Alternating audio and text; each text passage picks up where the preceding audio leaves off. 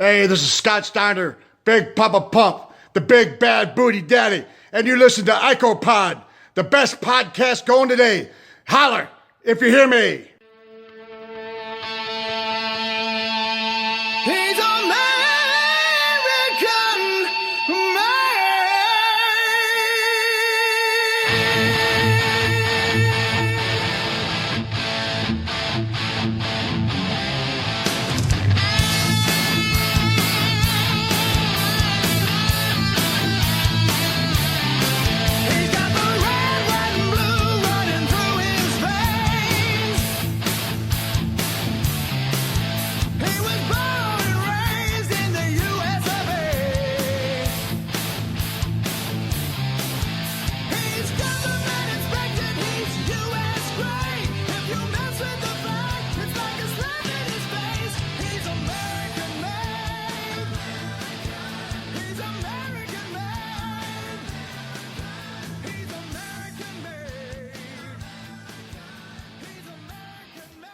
And we're back with bonus episode number 29 of IcoPod. I am Bob Conley Jr. With me, as always, is Austin Skinner and Dallas Gridley. Fellas, it's been many, many weeks since we've dived into World Championship Wrestling. Our last pay-per-view was Halloween Havoc. We just went to the video store. They were on back order. They were renting it. A lot of people were renting it from Wegmans for $1 for 3 days. And we were able to stumble upon World War III, 1995. I don't know if you guys remember Halloween Havoc, but that was kind of a shit show. We had an attempted murder. Kind of. We had a mummy humping Hulk Hogan.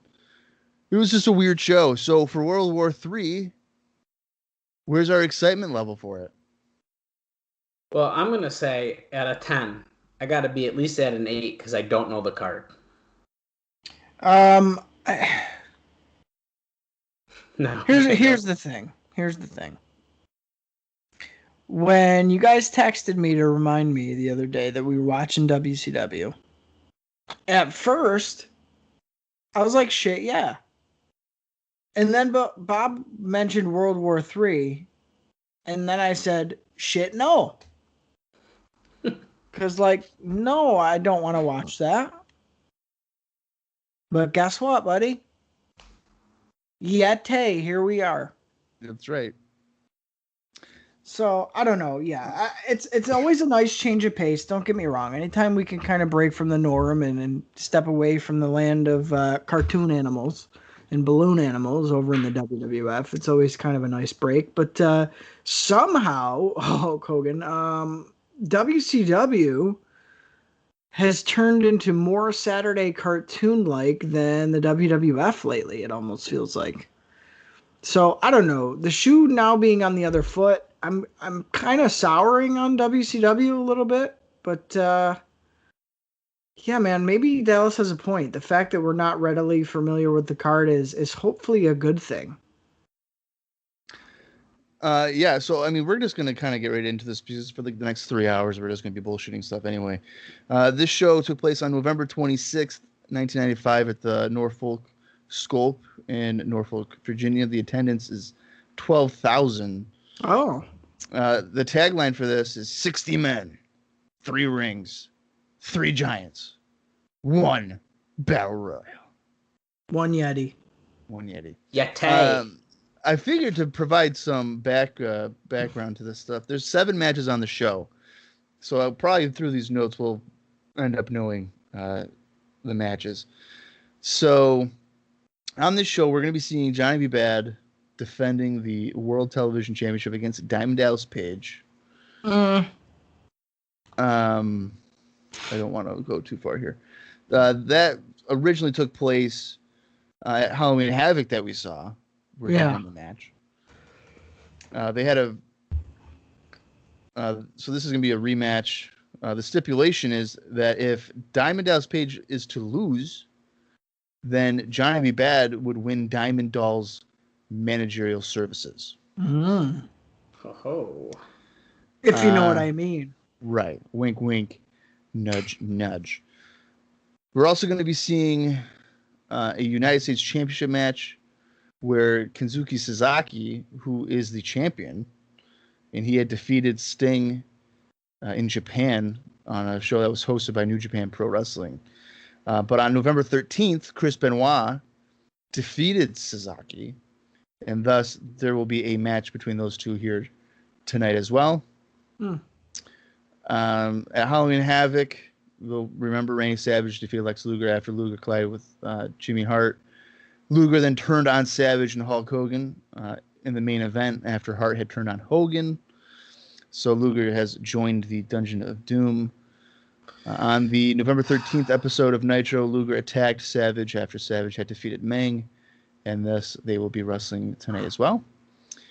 Ric Flair, for about, the 50th time, turned on Sting during a tag team match against Arn Anderson and Brian Pillman at Halloween Havoc, and thus they reformed the Four Horsemen, which was Flair, Anderson, Pillman, and then a fourth partner in the future.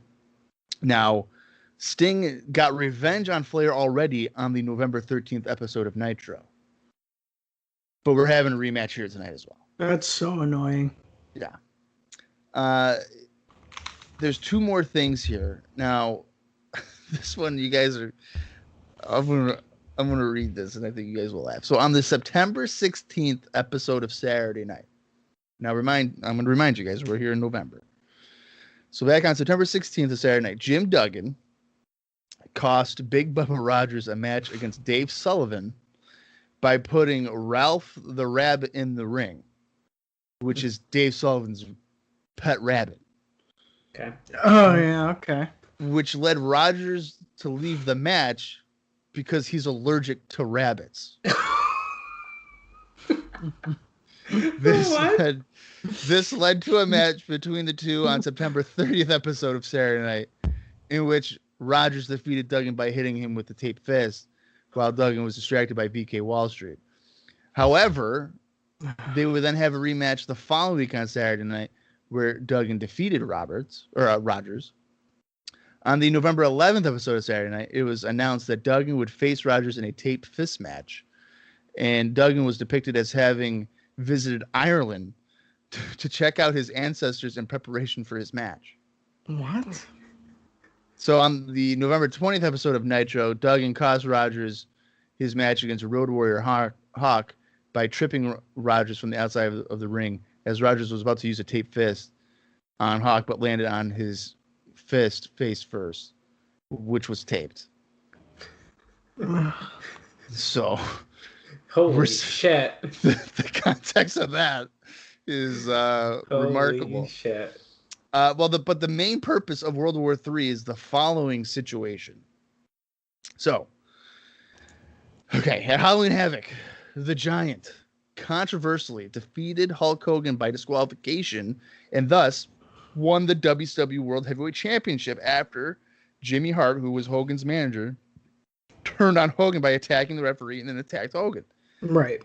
Well, Giant was awarded the title in the shocking moment, as the title did not change hands on disqualification, but on the contract, it was revealed that could happen. On November 6th episode of Monday Nitro, Giant successfully defended the title against Cobra, which was probably a doozy of a match. And then Hart revealed that he had signed a contract on Hogan's behalf for Hogan's title match against the Giant at Halloween Havoc, and revealed the stipulation of the contract. If Hogan would be disqualified, then Giant would win the title. So it took them a week to come up with that. I guess I did. However, WCW officials stripped Giant of the title because the disqualification was due to Hart's interference, and announced the title would be decided in the first ever World War III Battle Royal, which would consist of 60 competitors and would be contested in 3 rings and would take place at the namesake pay-per-view on November 26th. So the 3-ring, 60-man Battle Royal tonight is for the vacant WCW World Heavyweight Championship. Jesus Christ. It's a lot. Now, so does that reign for Giant actually count as a title reign? I believe it would, because they're not vacating the win. Okay. Right? They're just kind of like I think stripped of it. They're stripping the belt. Yeah, I just think the first part it confuses me because I remember I watched those Nitros. That was like one of the last ones I remember watching where they were like, "Yeah, he won, but it was by disqualification," and it's just like, "What?" And it was just I was confused and I watched them, so it's just a very confusing situation. Yeah, let me Well, see for sure if they. I think they do recognize it. So he Okay, technically held it for 8 days holy shit. before he retired. and how much faith does that put into the Giant and them moving forward with you as the champion? Because I'd say 0. I don't fully agree with that. I think that they I think they booked themselves into a corner and they were like didn't know what to do. I don't know if it has to do with Giant in particular because they were pushing him pretty strong. Yeah, I think it was a matter of, hey, you know what would make this match even cooler if it was for the belt? Okay, let's do it. Hey, Giant, fuck you. I think if you put the belt on Giant, you have to be prepared to have him be champion for a significant long time. Yeah, So I think by having them strip it off of them, they're probably like, you know what, we don't really want to have, right. at least not yet, like 6+ months of just the Giant That's dominating. how I look at it. So, and I also think they just wanted something controversial to make, because this is the first ever World War III. And as Conrad would probably ask Eric Bischoff, was this supposed to be your version of the Royal Rumble? He's obsessed with asking that question. And Bischoff always says that it was not the idea of becoming the Royal Rumble. So I guess to maybe add interest to this match, to have it for the vacant World Championship is actually I think is very intriguing, because in following years, I think for the most part, I think 90. I don't even think 96 really has a stipulation. 97, I know you would get a title match, and I want to say 98. They're also like, oh hey, the winner of this gets the shot at Starrcade. That might be the case, but I think in the subsequent years, from 96, 97, 98, that it's kind of like loosely associated. Right. Because I know in 97, I think Scott Hall wins it, and then it takes him like 5 months to eventually get his title match. And they reference it like, hey, remember back in November when this guy won this? Well, this is the match for that. So I think this is kind of like the first and only one that is of true importance, I guess. At least like immediate.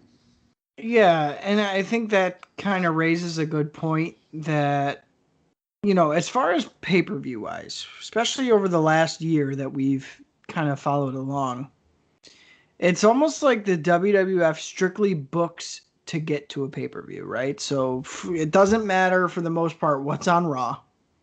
Here's what the pay-per-view is. Well, we'll tell you 4 weeks in advance, like what to expect. You can skip every Raw until then, and you ain't gonna really miss much, because we're gonna show you on the pay-per-view anyway. To whereas WCW is almost booking like they're just going along, and it's like, oh wait, there's a pay-per-view on Sunday. Just keep booking the way we are, as if it was a Saturday night main event, like Saturday night fucking WCW show. It's just it's they're more consistent, I'd say, across the board. To whereas WWF is major peaks and valleys. Like they'll build you up, and you're looking forward to the pay per view, and it's just a total like bummer, didn't deliver. To whereas WCW is like flatline, like it's not up, it's not down. It's like, hey, if you saw Saturday night last week, that's what the pay per view is. So just enjoy it. Here you go. No, yeah, but the thing too is at least we can appreciate there being actual storylines. With WWF, for the most part, it's just like, oh hey, Brett and Diesel are wrestling again. There's no actual the backstory is, oh, they've already wrestled 3 times. This is the 4th time. Yeah. With WCW, it's so cheesy, but the fact that Jim Duggan and Bubba Rogers are feuding because Jim Duggan exposed him to rabbits that he's allergic to is kind of funny. And then he goes to Ireland I love that. To embrace Dude. his heritage. Fucking First- Ireland. He's Mr. USA, and you have him going to His Ireland. background. He's Irish. Yeah, I know he is, but what the fuck? No, that's some funny shit. That's the most I'm looking forward to that match the most now because of I the am background not. of the rabbit. I am not looking forward to that at all. I believe there's one other match here that is taking place that was not referenced here, and it's a tag team match. It's a women's match. We're going to be seeing, oh God, Mayumi Osaki and Cutie Suzuki taking on Bull Nakano and Akira Hokuto. Oh yeah, baby, that's a fucking power team. Yeah, so there's no obviously there's no storyline background. That's just for Japanese women. Hokuto's one of the. I'm be telling fun. you right now, Hokuto's one of the best Japanese wrestlers, female wise, of all time. I believe she's also married to Kenzuki Sasaki, right? Maybe. I'm not a big Kenzuki Sasaki guy. I think she is. I think that's why that they're both on the show. Let me see if TMZ has any information. Suzuki's okay. Do you think TMZ has any information? Oh, yeah. Their yeah. marriage? Page. Yeah, no, they are married. Okay. They actually, happy for them here. Wow, okay. They married on October 1st, 1995. And Kenzuki Sasaki proposed to her after the first date. On the first date. Let's take some balls, man. Jeez. Wow. Talk about love at first sight, dude. During It's the like- first date? It's like Dallas and his woman, man. No, we took a little bit of time. Yeah. They were just banging first, and then he decided to fall in love with her. Anyway, let's start the bonus episode of World War III. I'm going to count down from 5, and when I say play, join us on your video cassette. And by video cassette, I mean Peacock. And for the next 2 hours, 41 minutes, and 12 seconds, we are going to watch World War III. Now, I'm sure Dallas is going to be like, it's 13 seconds for me. Yeah, but you know what? it is. Exactly. I don't care. Here you go. 5, 4, 3, 2, 1, play. I want to see your peacock. My peacock. All right, Dalton Castle. WCW declares war. And we're Speaking of falling in love and talking about all that stuff, I recently spoke to Joe Sweet. Okay. Oh. And I think I said the funniest thing to him that I've ever said to him. What's that? Well, he was talking about it. Well, Of did course he find it funny or did you find it funny? Oh, no, I found it funny. Okay, so it's not. So it might not be funny No. for him. For him. Well, because he's getting married in October, of course.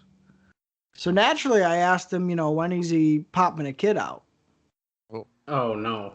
And he said, down the road, and it's, it's nothing immediate or whatever. And I said, well, dude, I can't wait till you have a kid.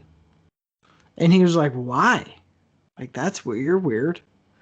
And I said, because Joe, when you have a kid, every time I see that kid, I'm going to say, hey, do you know I used to beat the shit out of your dad? And he would cry.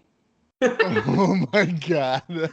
He's like, dude, you're not telling that to my kid. I'm like, yeah, dude, every time I see him, I used to beat the shit out of your dad. I beat the shit out of him. I made him cry with a tray once, a cookie sheet.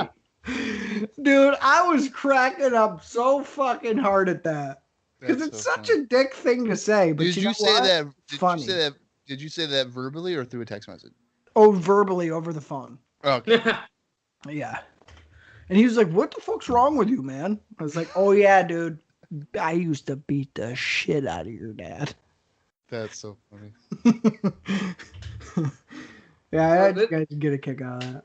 Yeah, that's awesome. So we're in the arena now, Bobby and Tony here, but we're ringside. This is very unusual at WCW. Well, the pay-per-views they're at ringside, aren't they? Nitro, I know they're not.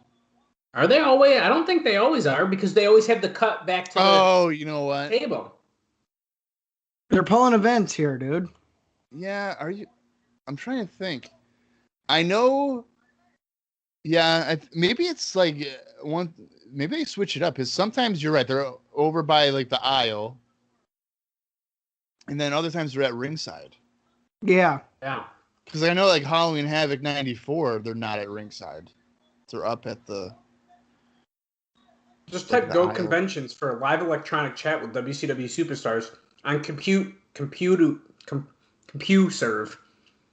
I can hear somebody's TV. It's probably mine. Probably Bob's. Is it wicked loud?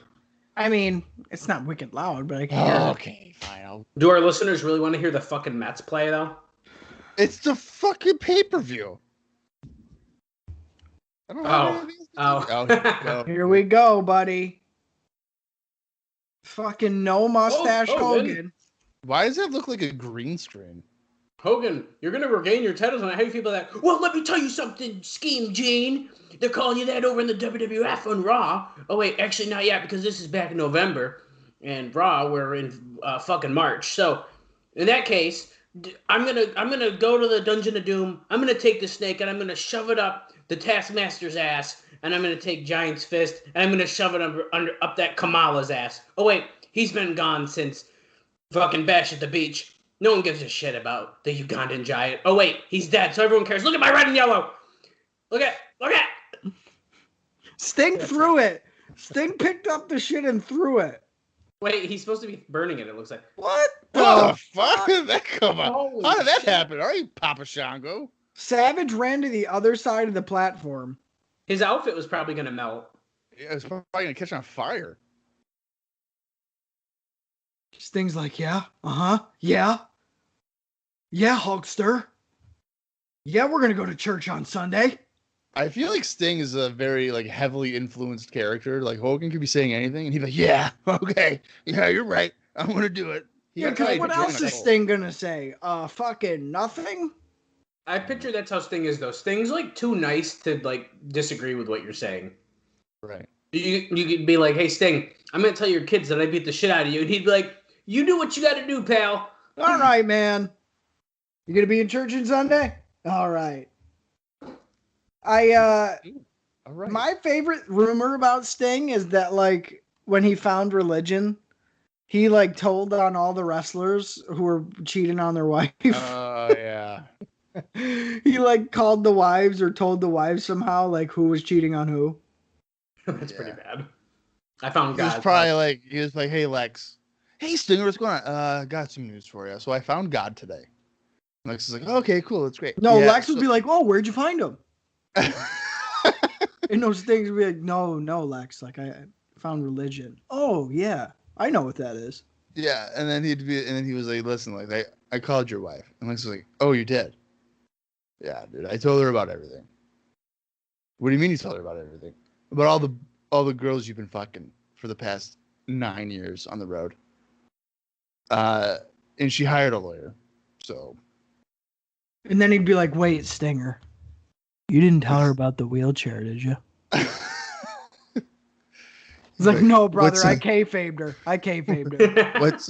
What's a lawyer? I don't know what are you talking about. How do you spell that? I gotta Google it. And so I think that segment there was basically them burning the Observer. By the way, that whole segment there really had some impact. 'Cause the Speaking of burning something, DDP needs to burn this fucking outfit that he's in. I think it looks great. Is it close? Oh, Sarah's coming on the pod today. Let me see. She thinks you guys can see her, but you can't because What does it matter? Is she in the witness protection fucking program? Yeah, she is, dude. She is a known drug cartel supplier. She must walk around fucking butt ass naked or something. Yeah, she walks around butt ass naked, and she usually has toilet paper stuck in her butt crack. Wow. I saw Sarah and Bob in real life recently, Austin, just last weekend. Fuck out of here. Yep, they came over to my house.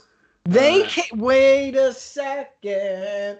They came over to your house. Yeah, dude, Right. I got them out. Are you fucking shitting me? No. Oh, it really happened. So here's the thing, okay? So we go over to his cookout. Were they in a hazmat suit? No, they're vaccinated. Yeah. give me a fucking break. All right, so we go there, right? And little do I know that Dallas is basically, he lives on the fucking corner. So we drive past it. So we got to loop around. So I'm already like, this is a fucking bad day. Oh, yeah, what a fucking bummer. We already have to loop around. This is fucking bullshit. Right? So we get in there. And I'm hoping for like, bugs and floors are uneven or something. But no, Dallas actually has a really nice house. And it's like, this is bullshit. And we go down into one of his many different layers of house, different floors. And he's like, oh, hey, here's my couches or whatever. And I'm like, oh, that's cool. And he's like, yeah, I mean, this one's broken technically, but it's here. It's pretty cool. And I'm like, oh yeah, it is kind of comfortable, whatever. And then throughout the rest of the night, I was just thinking about my sunken couch and my broken recliner. Yeah. And how depressing it is that my living room basically has nothing functional. So that also ruined my day. He was basically bragging about having chairs that work. So, we're there. And originally I had told Sarah, hey, we got there at like, what, 5:30, something like that? Yeah. I was like, if we can get home by like 9:30, 9:45, so I could sleep for work, that'd be great. Now, I said that because I wasn't anticipating having any fun, so we could just leave and not worry about it. Well, it turns out we were having a very good time, and we were playing werewolf, of course. Oh, yeah. Nothing happened. No fighting this time. No fighting because nobody cheated. Nobody must have been there. There was a bunch of people there. Oh, it was a big group playing that game. So we so it was like probably 10:15 or whatever, and I was like, are you ready to go? And she was like, no. And I was like, okay. Wow. Sarah said no? Yeah. Well, she didn't maybe say no, but I know she didn't want to leave yet. So I was like, okay. And originally, because I wanted to make sure I got sleep for work. I gotta get up at fucking 3:30 in the morning. But then you know what? It hit me. I was like, wait a minute, Bob. You do have like 60 hours of protected time off. So we stayed until like 11, right? When you get home. And I probably don't get to bed till almost midnight. And she like wakes me up in the morning and it's like, 3:45. She's like, are you going into work? And I go, yeah, it's 6. I was like, fuck it. I was like, I have all this time. Why not just fucking go? That's awesome. Yeah. But guess what time she went? 4. At 4. Oh. This is the same girl who's always like, call in. Don't go. Let's go in late. She did say call in that night. Yeah. And I was trying to get Bob to come over the next day for Double or Nothing and be like, dude, just call in Monday. Yeah, no, I couldn't do that. I can't. I have a tough time calling in for the whole day if I'm not sick. Yeah. But yeah, it was a good time. Johnny, we're actually starting the show here. Johnny B. Bad and Diamond Dallas Page are going off here. Johnny just hit a Samoan drop for a devastating 2 count. But yeah, so I've as a result have taken off the day after All Out, so that way I can actually go over and watch it with Dallas. But anyway, the moral of the story here is I've bought new furniture. Wow. From Ashley's Furniture. And hey, Mr. Moneybags. Yep, and it's only going to That's take. That's what I said to him. And it's only going to approximately take 12 to 18 weeks to get here. Dude, that's every fucking furniture place. That's every time. But the girl said, "Oh, we have to say that just because COVID and stuff like that." But a lot of the stuff has been coming in earlier than 12 to 18 weeks. So I was like, cool. My favorite is like when you'll pick out a set, right? It comes with the couch, the fucking coffee table, the end tables, and like a lamp. And you fucking you pick all the shit out, right? Yeah. You pick it all out, and they go, okay, Your couch will be there the 13th. Your fucking table will be there the 26th. We're short on an end table, so you'll get that on the 3rd. It's like, what the fuck, man? Yeah, no, I'm pretty sure this is all coming the same day. So we got we got a like a double recliner thing, and then we got a couch which has 2 recliners on the end. Right. So Nice. Essentially 4 recliners. Well, that's good because you needed them. And they're electric. It's electric. Boogie woogie woogie. But so what was Saturday? I think it was Saturday that we went around looking, right? And first we went to Raymore. What was Stickley closed? No, well, we went to but listen, this is funny. So we went to Raymore, right? And we're looking at these couches. A couch there was like $2,500. Yeah. And then like a recliner was like $1,800. And Johnny's going for something here. What is he doing? He's signaling for a flip, I think. Johnny's going, and he fakes out a 619. But then he hits a crossbody. Okay. But okay, so we go to Raymore, and there's some decent stuff here, right? And I wasn't even thinking about going to any other places. And Sarah's like, well, there's other places we can like compare it to. I'm like, you know what? That's fucking smart. So we go. Yeah. Then we go to Big Lots. Right. And I'm like, they even have furniture? And she's like, yeah. Yeah, and it's like not bad, honestly. It's not bad furniture at all. So we go there, and now mind you, the couch and recliner, if I had gotten one there at Raymore, would have cost probably like $5,000. Yeah. Okay. We go to Big Lots, and there's like decent furniture. Like I would say it's mid-tier. It's mid-tier. Yeah.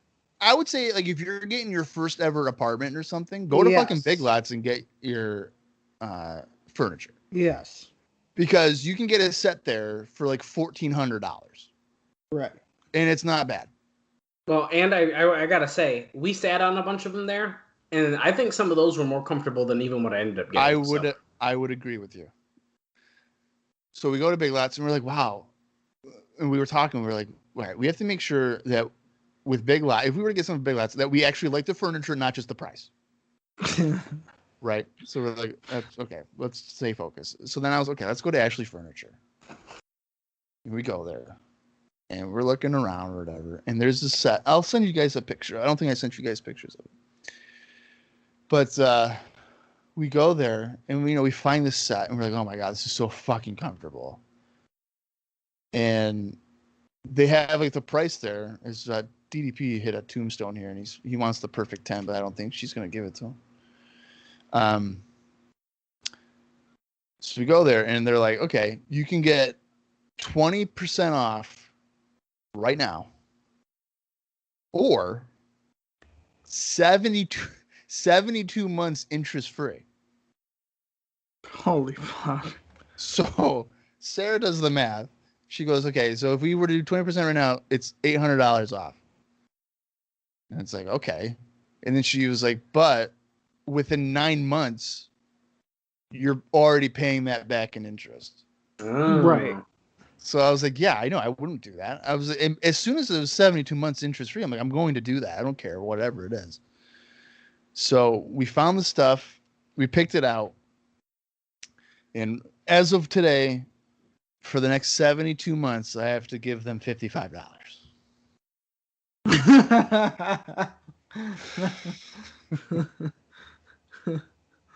That's awesome. 72 months is like 6 years. Yeah, dude. I know. Just pay it the fuck off. Well, I will pay it off well before the 72 months. But I just thought it was funny. It's like $800. Well, me or and if you only Kaylee's... pay $55, like I put $600 down.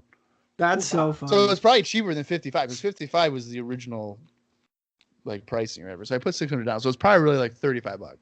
Bob, that looks nice. Yeah, it does. Is it like fake leather, or is it like a short fabric? I think it's like a short fabric. Like a suede almost? Yeah. Yeah, that's And nice. it adjusts the head too. So Wow. it's, you know. Did I inspire you? No. I was Bullshit. joking about your new furniture inspiring me. No, because listen, Bullshit. my furniture. I've had this furniture for going on 6 years. The recliner broke. And it's from your dad's old house. Yeah, yeah. Well, the recliner's not. The recliner is mine that I bought, but that was But from both Walmart. couches were. $200. Yeah. So I just figured, you know, I'm an adult. I'm fucking 32. I should probably get my own furniture. Yeah, those had plenty of miles on them. I mean, you got your use. Yeah, and I slept with many women on that couch. So, you know, to And a man. kind of And a man. and a man. That's right. So, yeah, I mean, I think you did well there, Bob. Yeah. How has this match been? I've kind of been tuning in and out. It doesn't seem too bad, but it seems pretty much like the match they had last pay-per-view. Yeah, so I mean that's kind of what I was thinking. I'm also kind of in and out because I've been shoveling in Chipotle, but I don't know. I like watching Johnny be bad, and DDP's not bad either. So Sit out powerbomb. oh, nice.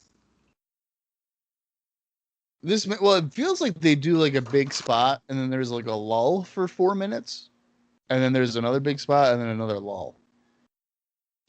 To me, and I don't know, maybe it's just because we're getting Johnny B. Bad in small doses, but I feel like in ring wise, Johnny B. Bad should be higher up the card.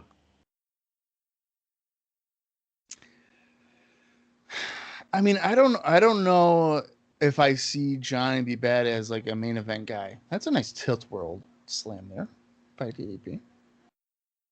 I don't know. I don't know if I could see him Not in WCW, but he could be a main event guy in WWF at this time right now. See, I don't know. Yeah, I don't know. It's just, for the most part, he delivers. And not many guys in 1995 between either company can really fucking say that. And I appreciate that. Yeah, I mean, I think to an extent with WCW, Johnny kind of gets forgotten because in this era, you know, you have guys like Benoit, Malenko, Guerrero coming in. Right. So like those are your big time in ring workers. Johnny's a solid worker for sure, but like the more like we were talking about it, I'm just trying to think. Let's say, you know, a slamboree or something. It's like Ric Flair against Johnny B. Bad. Am I gonna buy that? Like, would I want to? Like, I don't know. I think you would a decade earlier. I don't even know Johnny was wrestling in 1985. Well, I'm saying this Johnny B. Bad in 1985. Oh. Okay. Yeah. So maybe like the gimmick doesn't really fit the era. Right. He does very well though, and his shit looks good. His attires look good. He puts money into the character. And he goes out there and has consistently solid matches with sometimes fucking bargain basement ass guys. Yeah. So I don't know. For that fact alone, just the consistency is something that I really appreciate at this time, because really between talent and booking and everything across the board, consistency is not a word I would use to describe 95, 96 so far. That Tombstone Johnny just did look nasty. Yeah, look good. Yeah. So, I don't know. Maybe that's what it is. It's just every time we see him, we always are like, wow, he's good. It's just to a point where it's like, yeah, he's good, but they need to do something with him because he's not really doing anything. Yeah. Yeah. Oh, nice somersault dive there to the floor. Well, you know, and another thing too. So with Dallas was saying like, oh, Johnny could be a main event guy with WWF. I don't know if he really fits in with the main event guys there. His style. Well, that's a good point. Like I guess- Diesel, no way. Well, I guess so. Diesel's like Taker. the odd one out and Taker, but like I could picture him working. Oh, Johnny B. Bad just got the win. He just went with a slingshot leg drop. Yep. Yeah. Into the I could see him working. Well, see, obviously in November it wasn't necessarily like Sean because he almost was passing out at that point or whatever. But like Sean and Brett and stuff, I could see him having some good matches with them. Yeah, I mean Sean and Brett potentially, I guess. But I agree with you with like Diesel and Taker though. I mean, yeah. But even like guys like Razor, I don't know what he could do with Razor. I think a Razor Ramon Johnny B. Bad would be good. I feel like it would be good too. So now we I don't have know. Diamond Doll. She's shocked that she's got to apparently be the manager of Johnny B. Bad. That was the stipulation that they all agreed to. So I don't know why she's so surprised. And Johnny's And like, listen, wasn't she you're giving mine him now. a +10? Yeah, you're mine now. And now she's hugging him because the abuse is over for her, and she. Well, can be yeah. happy. And so basically, what this happened is this led her to posing for Playboy and then the divorce with Diamond Dallas Page. I don't know if that's true. They directly correlate.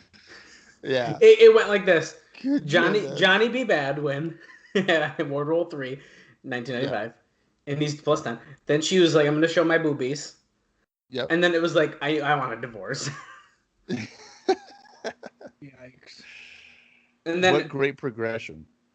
there's what? Isn't there the one rumor where it was like Bischoff and him would like trade their wives, which he's obviously denied because Yeah. I don't even believe that either. But Well, you know what's funny? DDP's in that Playboy yeah, I know, which is hilarious. with her. So it's like, what? He's the body double. Yeah. You know who looks good fucking naked?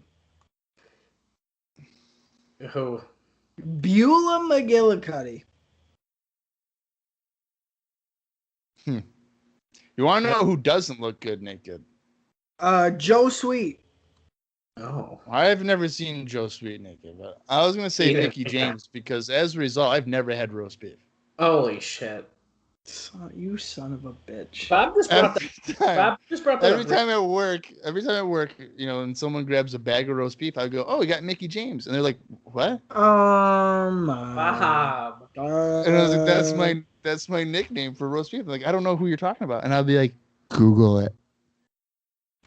Steroids. And I've been pulled into the office a couple times, and they're like, "Listen, Bob, you can't be telling minors to look up Wait.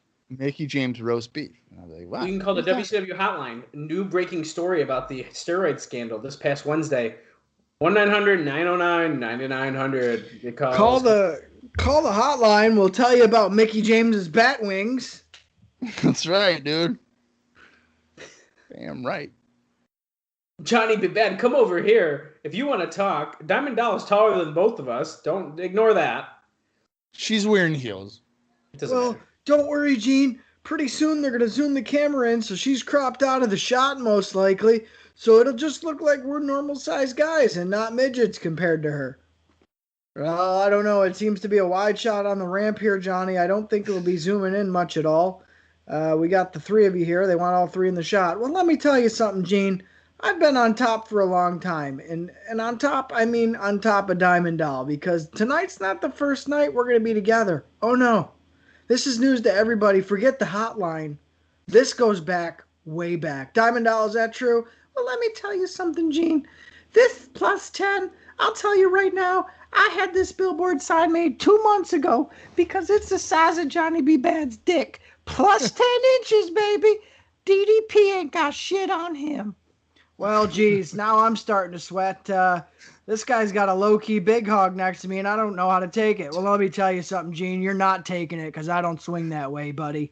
The only one taking it tonight and moving forward is Diamond Doll, and maybe the title just like Paige did with hers. All right, that is just about enough of you guys here. We're going to get back to the action while these two do some action backstage. Wow, that was a lot to take in. Yeah, that's a lot. That's she's taking it tonight. It's 10 inches long. Who's coming out here? It's a tape fist match, baby. Damn it. I wish this was a Taipei death match, but we all can't have what we want. I hope Jim Duggan comes out covered in rabbit blood and fur. And Big Bubba Rogers has got to be like, my throat's closing. I can't wrestle this guy because he's covered in rabbit blood. I hope he comes out waving the fucking Irish flag. Oh, here he is. Oh, Jesus Christ. Big Bubba is looking quite large here, though. I'm just going to say that. Well, why does Big Bubba have taped fists and then Jim Duggan has taped forearms and fists? He's got 2 casts on.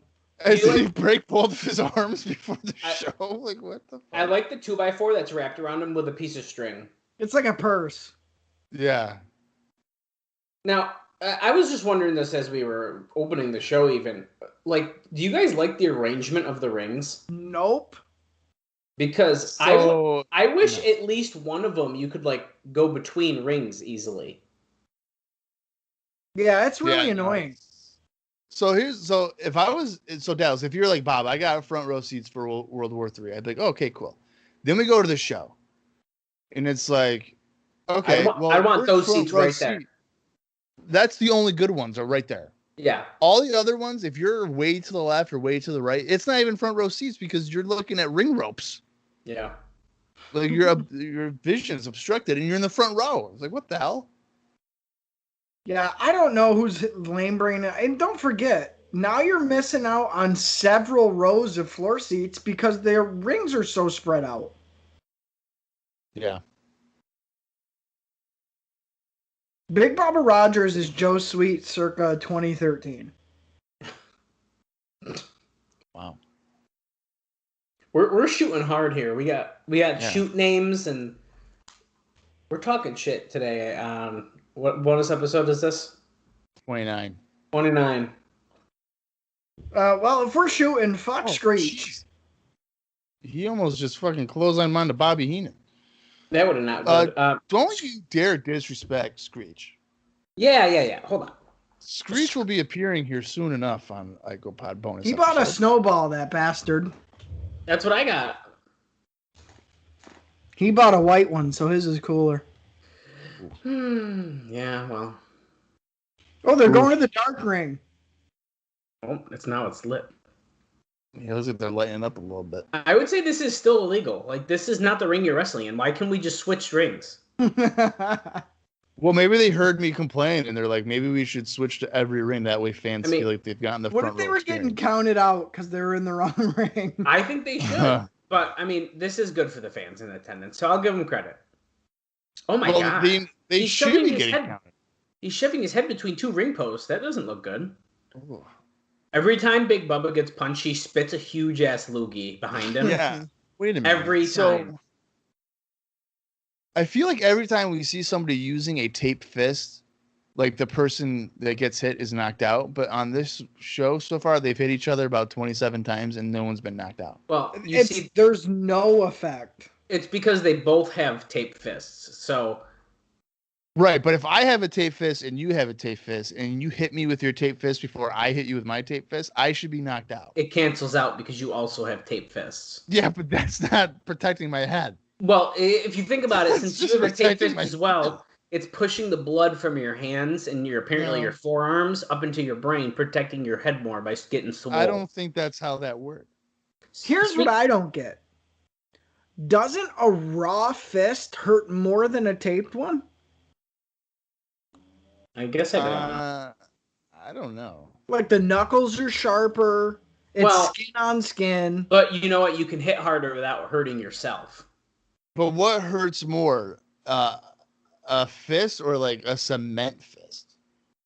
Because the tape fist is like a cement fist. Well, if you were to hit me over the head with Bob, it's fucking masking tape. What are you talking about? It's supposed to feel like cement. It's supposed to hurt real bad.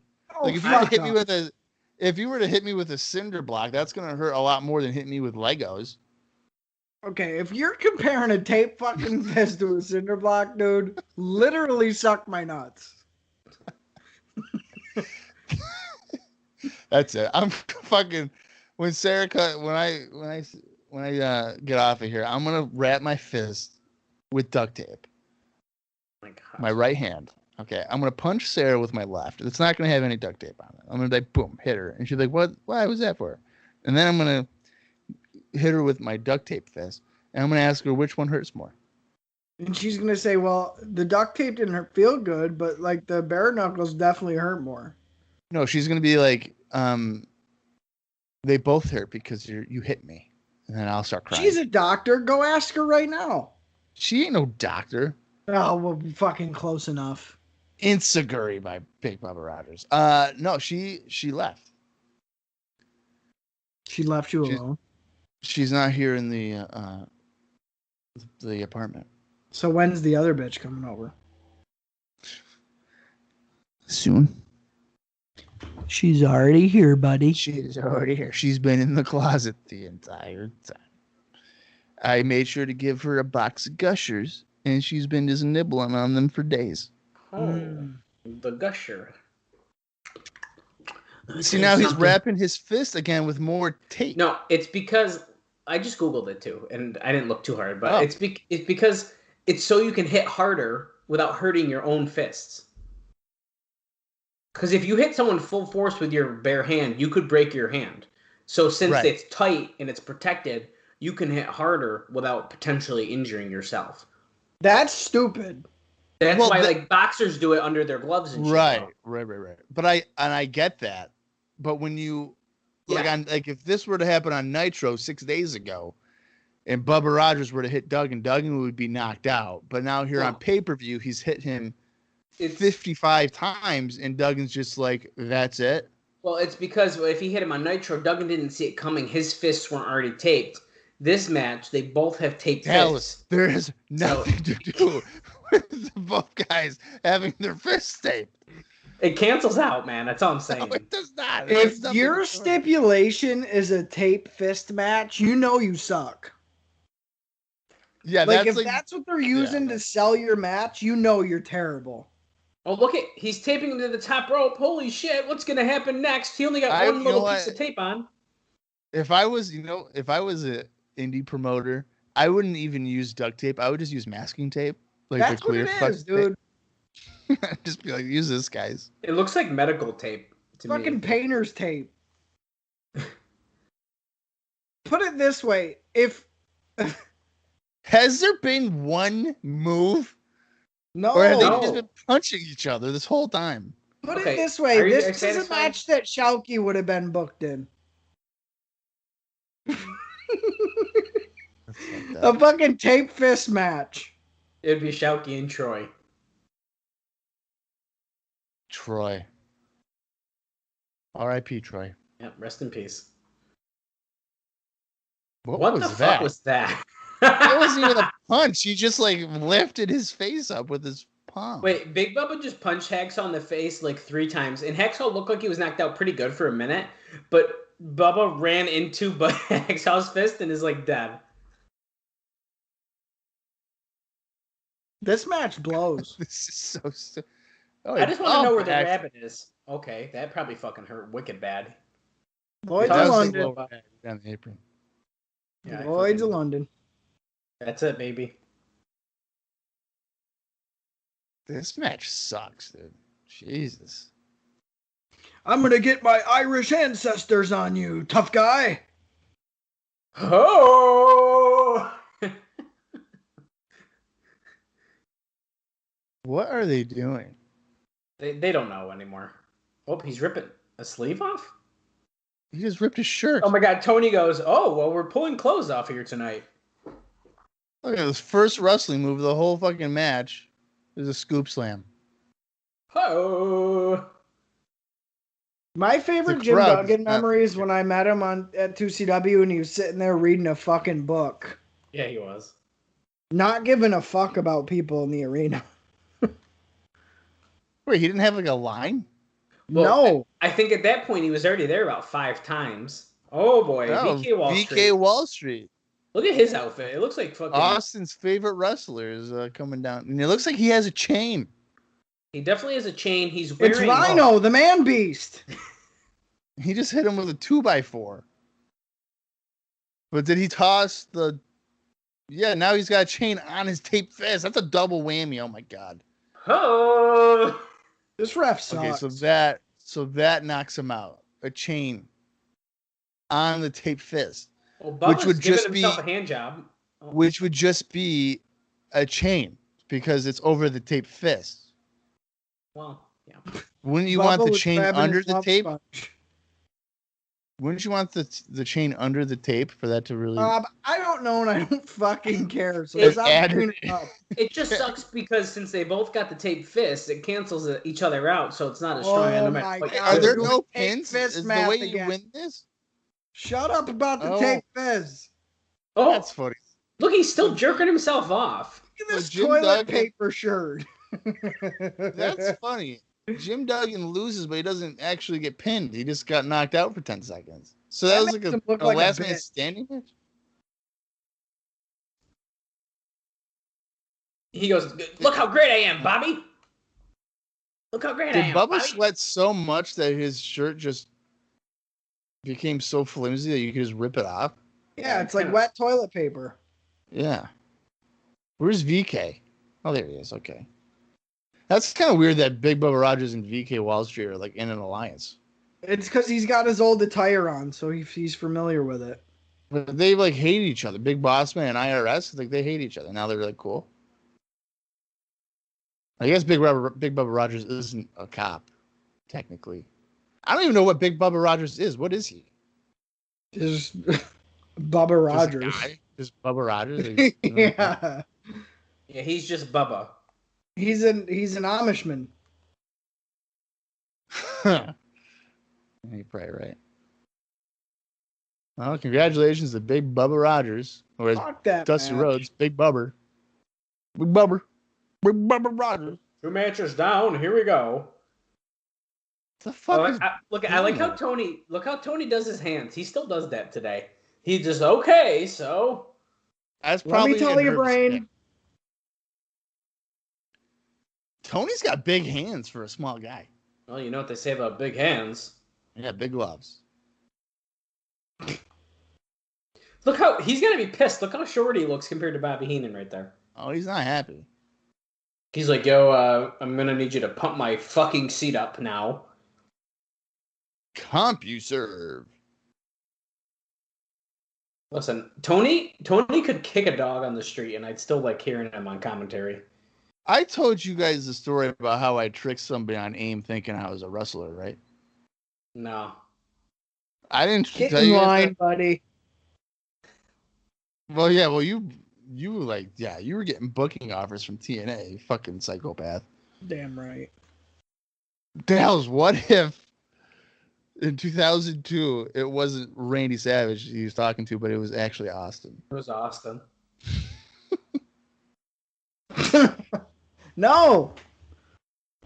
And that was way after 2002, anyway. Oh, I know. Here's the Nature Boy. Let's see. Can I do it? So listen, you and Sting 1-on-1 here tonight. Woo! Let me tell you something. Tonight, backstage in the locker room, Brian Knobbs is back there. He's about to bend over. He's about to show the Nature Boy the big Brian Knobbs hole. But the Nature Boy said, "Don't you dare do that tonight." This is Have you ever gross. seen a landmine explosion? You look at Brian Knobbs' asshole. Oh my God. Because this is what we gotta do, Gino. What I did is I took a water bottle, I plugged him right up, and there was no explosions tonight. Okay, so 3 rings, 60 men, Nature Boy. What do you think about that? I know you're not used to seeing 60 men on the ring at the same time, especially not 3 rings, but what do you think about that? Well, Gene, 60 men and 60 women are different. That's all I got. I've slept with so many women. I'm sure some of them have been men too. Woo! It doesn't matter. And then Sting's backstage watching the monitor, scribbling it down so he can tell his wife, 60 men and 60 women. Okay. You fucking piece of shit. Can't wait to tell your wife. Players going to hell. I'm finding God in T-minus 5 years, so guess what? Starting now, baby. Let's repent. Gene's like, all right, I've heard just about enough of this asshole. Let's get out of here for a minute. Gene's like, okay, enough of you, Nature Boy. Why don't you go back to the Crockett days where you can get disqualified by going over the top rope, you piece of shit? Oh, some wrestlers from Japan. That's what they said. This the tag? This is gonna be the tag match, a women's one. Yeah. Oh yeah. Cutie Suzuki. She's good. Which one's Cutie and which one's Mayo? Ozaki, I think, is in the red. Mayumi. No, her name's gonna be Mayo. Jesus. I like the name Cutie Suzuki. I think that's really funny. Hey, Cutie Suzuki. It's better than fucking Riho. Wow, dude. That name is terrible. Wow. Dude. That's rude. Now they're taunting. They didn't give two shits until they got into the ring. And then they're fighting. Well, here's Sonny Ono. Dude, Sonny Ono looks like such a bastard. This fucking team right here, dude. So I know Bull Nakano. I know her. Hokuto. You know Akira Hokuto? Didn't we see her in WWF? She's in so many WCW pay-per-views, Bob. Yeah, I know Hokuto is, yeah. Yeah. How do you think that Bull Nakano gets her hair up like that? You ever seen There's Something About Mary? Yeah, that's what that is. That's Sonny Ono's gel. Oh, is it his hair gel? I would bang the fuck out of Look at this. They brought Mike Tenay on to talk about the Japanese wrestlers. Of course they did. That's awesome. Austin, who would you bang the fuck out of? Fucking Bull Nakano, dude. Oh, boy. I'd be fucking bulldozing that shit. Bull Nakano looks like the type of girl that would put a dildo on and then fuck you in the ass. Oh, my God. And she'd be like, you enjoy this. And I'd be like, yes, ma'am. Look, Sonny Ono's like, so? Hey, Bob Conley Jr., would you like this Public Enemy jersey? Hey. Oh, you want to sign it by 10? I'm going to crumple the shit out of him. Yeah. They call that pegging, by the way. I'm sure Ian Matthews was wondering, what do they call when a woman puts a dildo on and fucks a man in the ass? Wait, they call that I'm sure he was wondering that. Why are you calling him out for that? I don't know. I'm just thinking of a name. Oh my God. Dude, I'm fucking pumped for this match. Fuck you both. I'm ready for this shit. I am, because Mike Tenay is on commentary with Tony Schiavone. See, now we're doing tag format or what here? I wish I could listen to it, but you guys said you could hear my TV, so I don't know what Mike Tenay's talking about. Well, I couldn't hear it because I am watching on my computer and I have the audio on. Holy shit, they just kicked Ozami, right? Is that who that one is? I think that's her. I hope they do like a really big move, and then Tenay's like, Keith in the truck, and I get a replay. Keith, can we see it again? Come on. Oh, yes. Oh, wait, hold on. I'm trying to figure out how to hear him say the name. Tag out, man. What are you doing? I'm pretty sure Suzuki is on the outside. I don't know, man. Hokuto coming in with an elbow to the back. Hokuto. I think Cutie Suzuki is on the apron. Yeah, I'm pretty sure she is. I think Ozaki's in the red. That's what I think too. Oh, look at her teasing the tag. Oh wait, she actually just did tag. Oh, but her feet weren't down. No, her feet weren't down. They're still not down. And not holding the tag rope. Yeah, she's breaking all the rules. You spot monkeys. I don't know what it is. Maybe it's the intensity and the little bit of the wildness of the moves not looking like super crisp. I love Japanese women's wrestling. I don't know what it is, especially when it's hard hitting, not like the cutie cupcake shit, but when it's like this, where it's like they're just beating the shit out of each other. I like that. They were just biting her. Why? That's against the rules. You can't do that. Tenay's talking about the training process for the women in Japan, basically saying that only 100 will get a tryout, and then only 2 or 3 will actually do something out of them. Bull Nakano looks like a totally different person these days. Have you guys seen her? Oh yeah, Yeah. she Yeah. doesn't even look like the same person. Like No. not at all. I think wasn't she on an episode of Intervention for like heroin or something like that? Bull Nakano? Yeah. No way. That's why she's so thin. You're lying. He's being a dick. Her face and everything looks totally different. Well, that's the thing. She, It's not even just because she got thinner. It's her like face and everything. Yeah. But from where she's at now, she probably lost at least like 80 pounds. Yeah. Yeah. Like she's wicked then. Well, I Dude, remember seeing. this Bull Nakano right here, dude, at her size, I'm all in.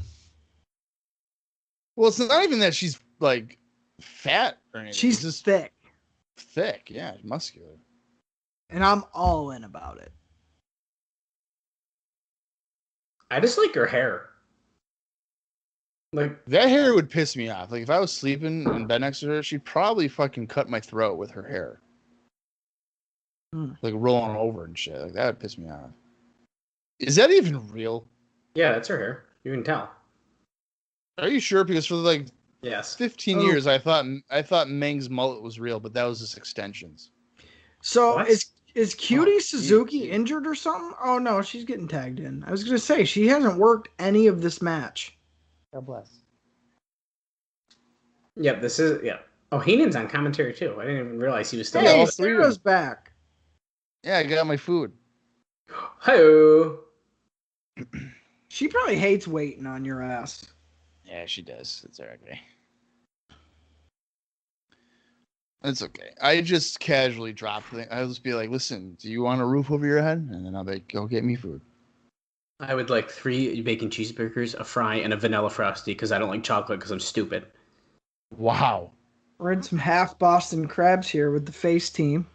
I'll have you know that I have I have tenders, fries, and a burger. They're not, Bob. They're not tenders. Nuggets. Tenders and nuggets are completely different things. I Is it understand that, spicy but nuggets? no. Oh, you piece of shit. Wendy's regular are really good, so I don't blame them. Dude, spicy are 10 times better. I don't know. I had them recently. They were good, but I like the regulars better. I like the regulars dipped in the chocolate frosty. Like I scoop frosty with my chicken nugget. No, I do that with the fries. I don't. It's okay with the nuggets, but like that's not my go-to. No, it's like if I get Wendy's, I get nuggets and a frosty. Yeah, you have to. I use it as a dipping sauce, not because I want a frosty. Yeah. But yes, husband and wife here wrestling tonight. Bob mentioned that earlier before we started this show. Oh my God.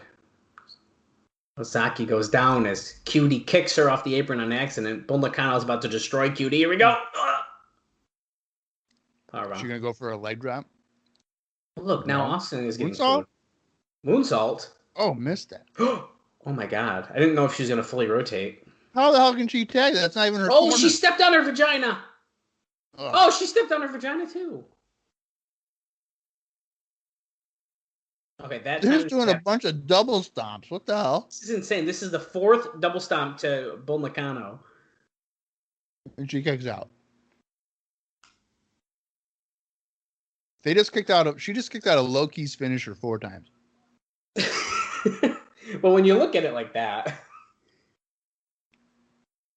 Double suplex, and now Hokuto missing a cross body to the mat. That was weird. Are Nakano and Hokuto about to lose this match? I don't know, dude. This is getting really close. Double suplex. Oh, nope. They're putting her up on the top. I mean, this would be an upset, right? If Hokuto and Nakano lost. Yeah. Oh, look. Bull Nakano's picking them back up. And here's the double crossbody by Hokuto. And she's yelling something I can't understand because I don't speak Japanese. Double Irish whip. What foreign language did you take in high school, Dal? I took German. Oh, look at. Wow. Oh, double kick out, though. German. That's unfortunate. It was, like, cool. Was it? Yeah. I don't really remember anything, but even if I took a different language, I wouldn't remember it. So what's the difference? Might as well have taken a cool one. Well, I don't know if German's cool. German suplex though too. Hey. 2 count. Well, it was kind of a German. It was more of a. It looked like a full Nelson one, kind of like a dragon suplex. Well, Yeah. Oh yeah, half Nelson German suplex. That's what Mike today just said. Thank you, Professor. I call every suplex a German suplex. Well, I mean, if you're going back and bending with the bridge, I mean, it's pretty much all the same thing. That was a German clothesline by Nakano for a 2 count. Oh. I'm just gonna start putting random countries in front of moves. That's what I'm gonna start doing. Okay, so let's see. This is going to be the Bull Nakano going for the Peruvian Irish whip, coming back, ducking the clothesline. The Malaysia missile drop kick. Oh, see, that sounds cool though. Oh! She's clapping. She's gonna go for the Croatia crossbody off the top. Here it is. Oh, somersault. Oh, I was wrong. Shit. That was the Sudan somersault dive to the floor. Sudan. Oh. Same thing. Oh. We're in trouble now. That's all right. Oh boy. Oh. Electric chair. Oh, the Croatia clothesline off the top rope. A flip in midair. Dude. Thank you, Oh, Tony. she kicks out. Thank you. This hasn't been bad. No, this has been best match on the card so far. No, I'm talking about my food, the Wendy's. My Chipotle was pretty good. I got a coffee with me. I'm ready. Oh, Jesus. Holy Leg drop out shit. top. That's gonna do it. Yep. Yep. There we go. Wow. Well, I'd say that was a good match. Yeah, that was good. I enjoyed that. Yeah. Congratulations to Nakano and Hokuto.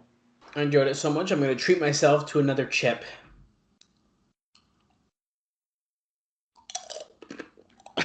As he dramatically fucking bites into it.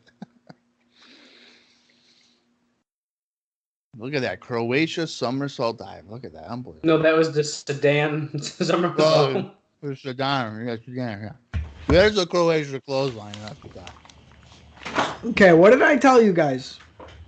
You were like, The this London- match is going to suck. And The, then you're like, no, London dude. leg drop. Yeah. Fuck both of Dude, you. you muted yourself through the whole thing, so I don't even want to hear it. Oh, you didn't think I was watching? No. No. Okay. Did you get food No. too? No, Katie just got back. She went to dinner with a friend, so I was getting filled in on the deets. Oh. I'm not gonna bring it up on the podcast, but I'll talk to you guys after. Okay. Let's talk after about it. Yeah. WCW Hotline 1-900-909-9900. Calls cost $149 a minute. Kids must have parents' permission before calling, or if you call, we're still going to charge you anyways, and then it doesn't fucking matter. Screech, call this number 1-900-909-9900. You heard it here first, Screech. Give that number a call. It's pretty amazing to me that the 4 Japanese women were able to completely turn around a pay-per-view after Bubba Rogers and Jim Duggan fucking killed it. Yeah, that was a brutal match. Well, Lex Luger's back on the gas here, folks. If you Oh haven't my God. noticed. 100%. He's never done gas. But why does his boobs move like that? That's right, I baby. can do that. They're Beans and like taters. snakes. Beans I and can- taters. Wasn't he kind of getting chubby in WWF when he left? Yes.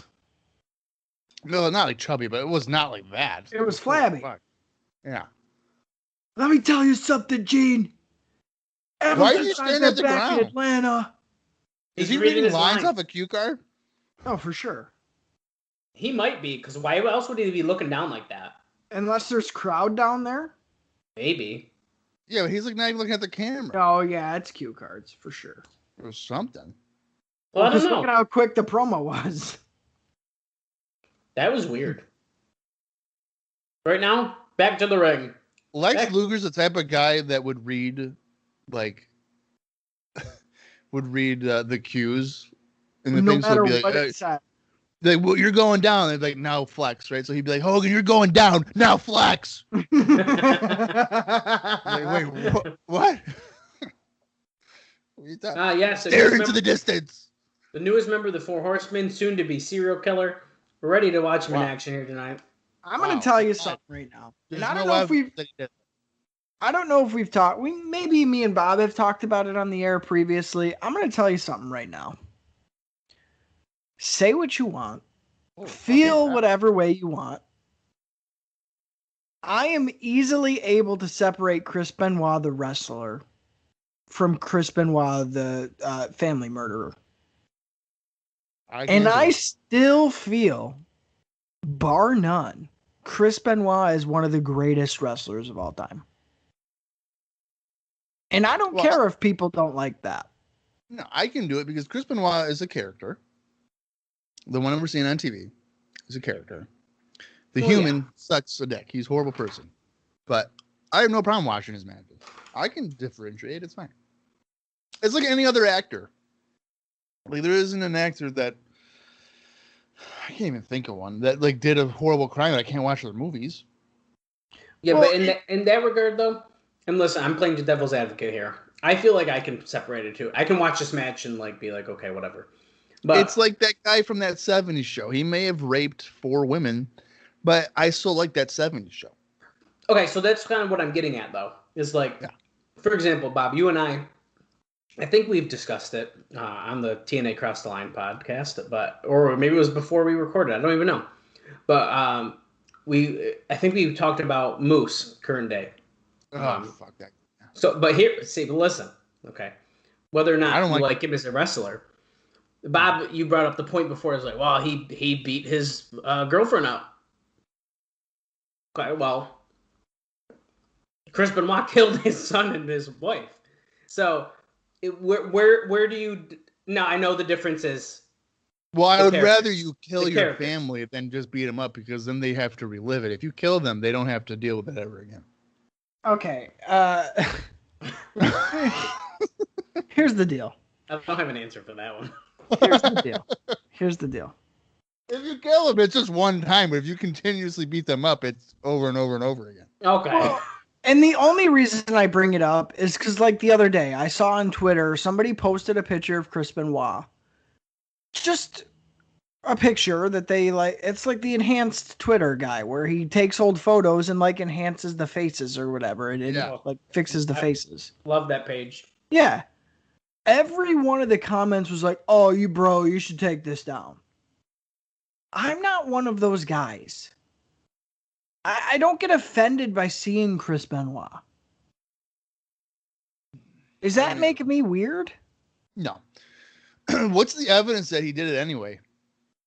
Well, we all know Kevin Sullivan did it, but is there any DNA evidence that he did it? I don't know if there was ever a proper investigation, to be honest. I think they just said, oh, hey, he did it because it's only them and he hung himself. And the media made a fucking frenzy out of it. I mean, that didn't help. No. I don't know. I just, it's one thing to hate the guy for what happened. It's another thing to hate the guy in anything else, like even of his image. Like, I don't know. I don't see it that way. Not to downplay it and put him on a pedestal as a wrestler, but fuck, man. How do you think the guys that worked with him feel? Well, knowing that they had some of the best matches of their life with him, and those matches will never be shown again. Right. You know? I think it's weird that his Wikipedia page was updated before. That is weird. Like, before it happened or whatever. Yeah, that is weird. Like, I don't understand that. Yeah, it said he died, 8 hours before the news broke or something? Before anybody knew about it. It was like a day or something, like almost a day. Yeah. Yeah, it's kind of weird.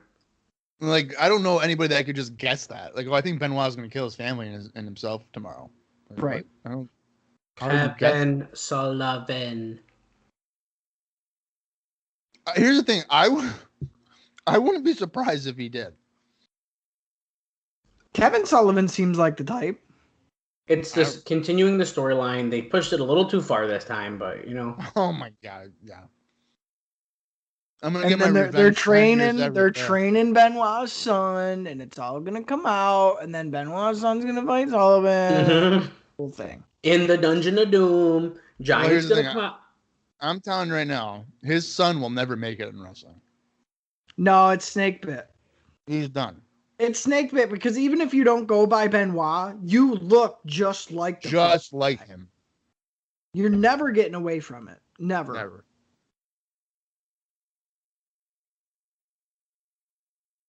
And that sucks because he really he wants to do it, but there's just no way. But he also thinks that Benoit will get in the Hall of Fame, which will never happen. No. I could see Benoit getting in as a legacy award in like 30 years. No way. No. No way. Or they just Maybe show if- this picture in the middle of like 20 other people and they're like, hey, by the way, here you go. The only way that he would get in is if the internet didn't exist. That's a fair point. There's no way. Everybody's too goddamn sensitive. It's bullshit. Well, I agree. Here's the thing. I would put him in the Hall of Fame. Because in wrestling, you're not going off their personal life. You're going off what they did in their career. Like, I don't care. You can do whatever. I long think as the you're good in the ring, legacy you put your award money. would be fine. You don't I don't know about spotlight it. You don't have family members. It's just, here's the legacy awards. Here's who's in it this year. How And could you Benoit's possibly- picture is in there. Well, how could you possibly do that on television? You'd be like, okay, this week we're announcing the Legacy Award, and it goes to Chris Benoit. Now, you guys will remember him. You guys will remember him from this ECW, You don't do WCW, that. WWE. No, the Some legacy, Lucha they don't fan do that, stuff. Bob. And unfortunately, he may have killed his family. It's You fine, don't but do that. you know what? Here's his Legacy Award. No, you don't do that. You put him in a group of 20 people. His picture's in there, and then that's it. Who's gotten a Legacy Award? A lot of people have, including people who shouldn't have and should have been put in regularly, like Luna Vachon, and there's a couple other names that. And they do like 10 people at a time. And they just show their picture and That's it. their name, and they just go That's it. through them all. Yep. And they're considered in the Hall of Fame with that? Yes. But it's a legacy thing. I don't understand Yes. I'm gonna look up some names that probably shouldn't be in that one. Because I think it's stupid. Well, that's what I would do.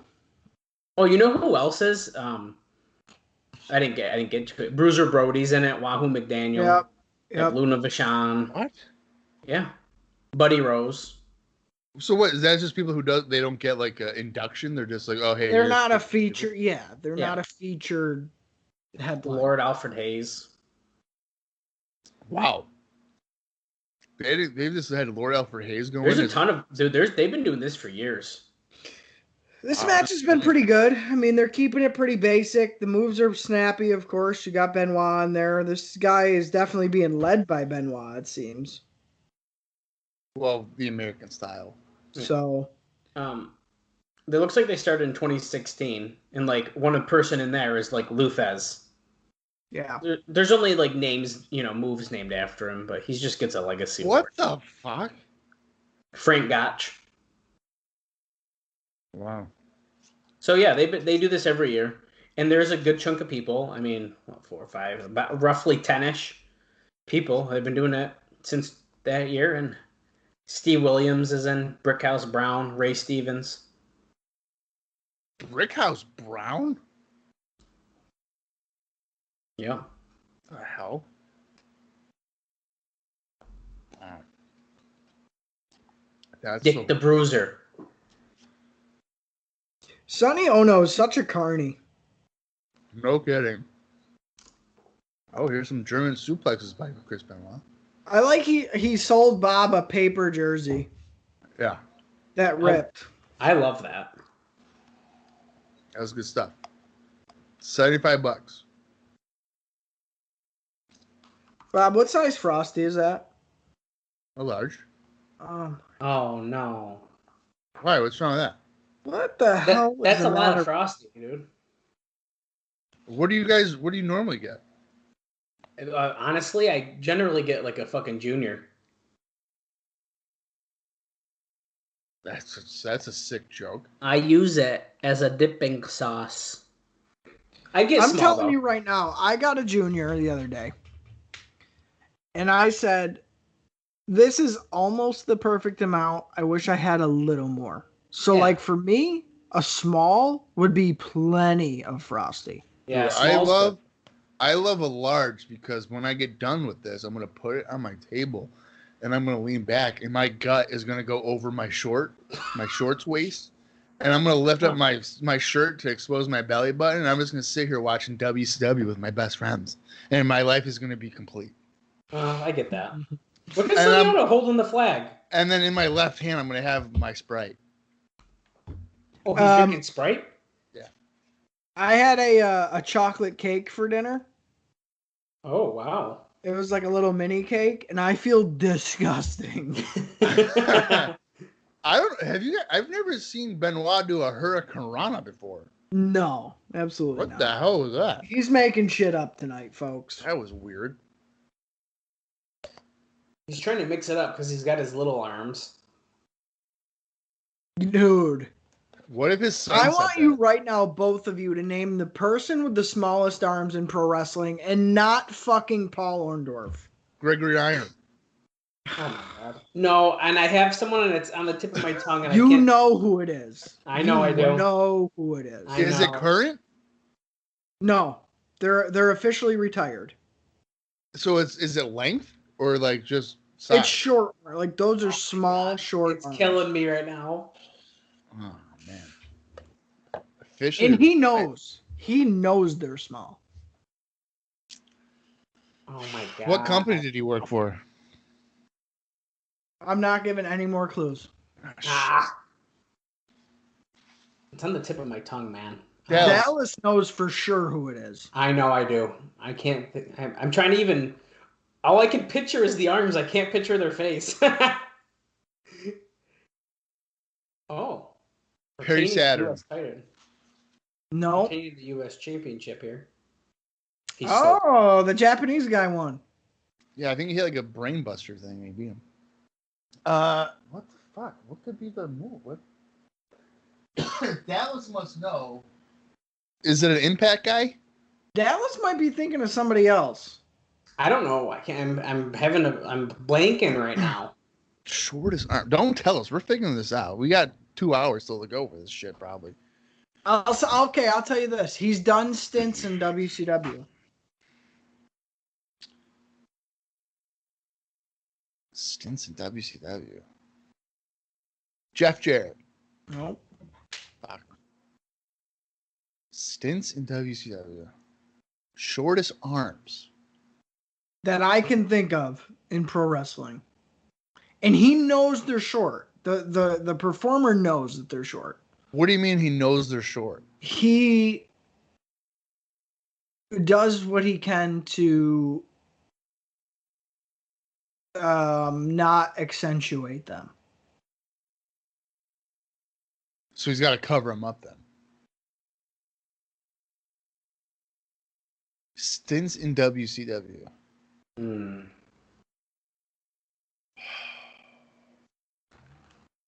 God. Who Damn the it. fuck would it be? Shortest arms. So he. All right, Dallas. We got to think this through. Yeah. We're getting a promo here by Kevin. Is it Kevin Sullivan? No. I almost was gonna say that. Yeah. Fuck. Shortest arm. Jane. Okay, so like WCW. So when you say stints in WCW, is it like, 2 years he's here, or is it like, he's been here for a month? No, he's in and out for several years. In and out for several years. Yeah. Okay, so guys that are in and out for several years. So it's not Jeff Jarrett. There's Dustin Rhodes. No. No, it's not Dustin. Not Dustin. In and out for several years. Sid. But it's not Sid. No, Sid's it's got not. big arms. No. Who the fuck? Oh, we Rick got Stein. a dog's going nuts over here. In and out. Dog never barks. That was weird. Yeah, so in and out of the company. Yeah. Not a main eventer. Okay. Did he ever hold a championship? He did. Yeah. What, like, how, like the U.S. title or what? I don't want to elaborate any further. TV title. Definitely a championship holder. Oh my god, I don't know. Put it this way, we've seen him on Nitro already. As of this episode. Like, we've seen him on Nitro before. Oh. He's been on Nitro before. Oh. What the fuck? Well, and I've watched all of those, so that's even Man. Oh, look, Starcade. Starcade, 1995. I'm figuring this out. Okay. Why does Starcade 1995 have the same like graphic as Slamboree did? It's just a color swap. Different. I don't like that at all. Yeah. Call your local cable operator for more information. December 27th. Okay. What other hint can I give you guys?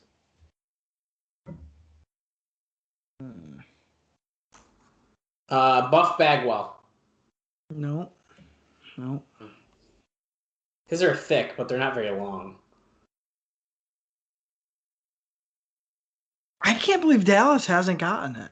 Me and Dallas have talked about it before. It's really when you say it, I'm gonna be really mad.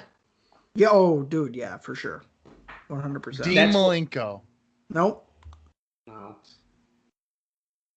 We've already seen him on Nitro. We've seen Oh him my on god, Nitro. I know who it is. Wait, don't say it. I know who it is. Don't say it. And they are wicked little. Dude, I'm telling you right now, they're the smallest ones in pro wrestling. Yeah, I know who it is. And we've already seen him. You've seen him on Nitro. We put We've it this. more than once on Nitro. Yeah.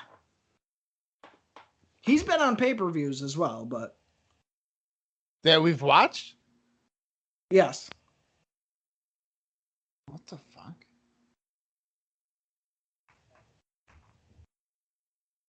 Oh, Alex Wright? No. Nope. Fuck. I don't know how it just came to me like that, but Who in the Because of the video WCW was showing. Kurosawa. No. did they just show him in the video? And I don't No, think but I know what prompted it. look at this giant choke slamming Macho Man on Nitro. You know what?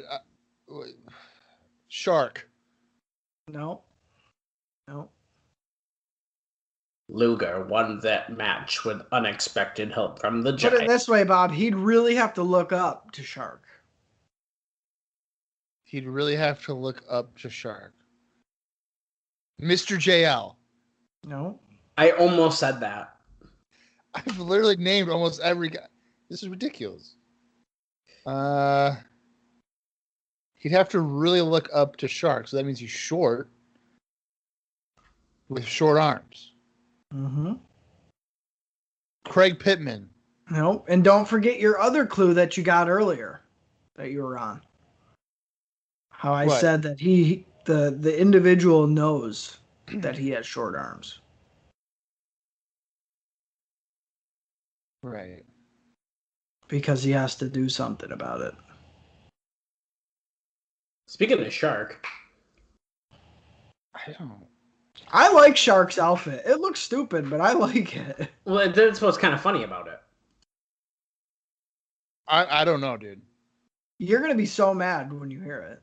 What? I don't know. I've literally named I'm looking at the results of Nitro, and I've named everybody outside of like Flair and Pillman and Hogan. You're missing a major one. Okay, hang on. Okay, stop then. Hang on a minute. So it's like, so it's gotta be who the fuck?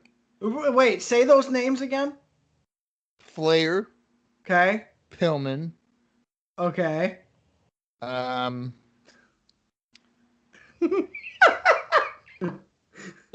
Are you Wait, is it- shitting me, dude? are you telling me it's Savage? No. Flair, Pillman. Okay. Come on, Bob. Come on. What are you talking? Flair, Pillman, and Arn Anderson. His What arms it are short. is That's what not- it is. Who the fuck are you guys talking about? All right. It's not Sting. Nope. Nope. Thing. It's not a main event guy. Okay, so but it's a major name. Okay, so it's not Pillman, it's not No. Liger, it's not Sting, it's not Flair, it's not Hogan, it's not Rogers. That's the entire first night. Wait. Bro. Say that again. Say those again. Pillman, Liger, Sting, Flair, Hogan, Rogers. It's none of them. You're saying Hogan It's none Oh. of those. that has short arms. Very short arms. Yeah. You're saying it's not a main eventer. Not a main eventer.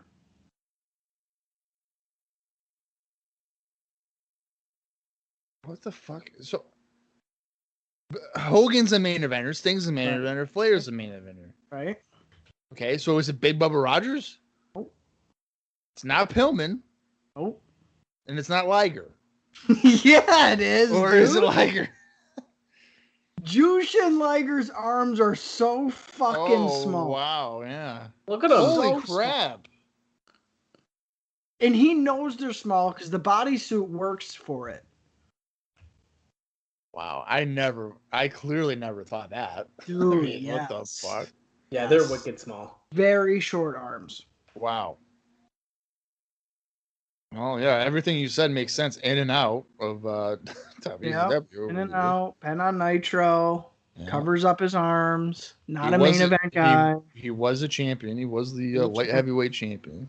Yeah. Jesus. Yeah, That's a Jushin trivia Liger question. for sure. When I think of short arms, I hate to say it, he's the first guy I think of in pro wrestling. Wow. But it's cool that Bob, being such the connoisseur he is, wouldn't think that. So that obviously tells you that Liger's done maybe a pretty good job of. I never would. I would say so. Does that mean he's never wrestled like in a ladder match because he wouldn't be able to reach the belt? Well, yeah, right. He would need like the little grabber thing to probably scratch his head, like the little trigger. Is this the main event? No, our main event is a 60-man 3-ring battle royal. So I just clicked on the time, guys, and I'm fucking pissed. Why? What's the time? I saw we it are too. exactly halfway through this pay-per-view. What? Yeah. Yeah. We still have an hour and a half? An hour and 20 minutes is left. Oh my fucking god. Are you kidding me? Nope. So is this for the custody of Elizabeth or what? I don't think so. Mhm. Man, oh man. I really wish you didn't tell me that. Dude, I know. I clicked on it and I'm pissed. Well, you want to know what's really funny? What? Is like 15 minutes of that is them introducing all 60 men in the battle royal.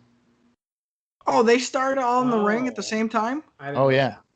Oh my god. Yeah, so like David Penzer will be like, all right, here's coming in the ring. Here's Mark Starr, Roadblock, Oh Bobby my Walker. God. Cobra, Cobra. Joey Maggs, Bobby Eaton, Brian Knobs. Brian Knobs, Jerry Sag, Marcus Bagwell, Scotty Riggs. What is the worst wrestling name of all time? That's a good question. 'Cause, Pogo like, the Clown. Brian Knobs is pretty bad. Pogo the Clown. That's a bad name. I like Shaggy Two Dope. Skidhead Ivan. That's a bad name. Yeah.